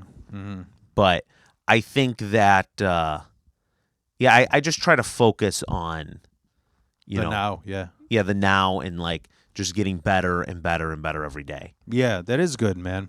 That is. And then, just trying to focus on the things I can do right now. Yeah. To. Yeah, I fucking burn out, man. I burn out because I'm oh, I got to do this podcast. I got to do, and it's just those things will come towards me. But what mental state am I going to be after all that burnout? Right. Which, I sometimes with work and doing this and all, you do burn out and you do get tired, what's weird is comedy helped me understand exercise more. Because it made me realize it's about consistency. Well, so exercise is why I think I have that perspective on doing things. Because so when I was 18, 19, I was I gained weight. Yeah. And I wanted to lose weight. And I was trying to lose weight, and I was I just set out to lose weight. Yeah. And then what I just started doing was just making sure I was eating. I was today I'm going to eat good. Yeah. I'm going to go to the gym, and I'm going to just do this today. Yeah. And then I'd wake up the next day and do the same exact thing. Yeah. And I would just keep doing that every single day. Yeah. And then eventually I lost weight. Yeah. Instead of these 6 months, I'm going to diet and lose weight. Yeah, yeah. Do you see what I'm saying? Yeah. I have trouble with bits with that. Where I'm I have 7 bits I want to work on. I'm how much should I work this one bit? Should I do it for 2 weeks? Should I do it, Yeah, see, my thing with writing stuff is I try to make it as least complicated as possible. Yeah, yeah. So I can't sit down and write like that. Yeah. I can't sit down and with a pen and paper and write something that's funny. Yeah. I have to just kind of come up with it. Yeah. Yeah. Yeah, that shit fucking it shit helped me with that with exercise. That's why I'm I can't believe I've been in comedy for 2 years because it was just consistency. Right, you just go every day and you just keep going and keep even going. if it was 2 years of bombing, that taught me something. Right, absolutely. Yeah, you learn something. Yeah. And you just go there every day with the intention to learn something new. Yeah. It's addicting, dude. Yeah, absolutely. I mean, anything could be addicting if you set your mind to it. Yeah. Well, shit, man. Thanks for getting wild. Thanks, man. Nice.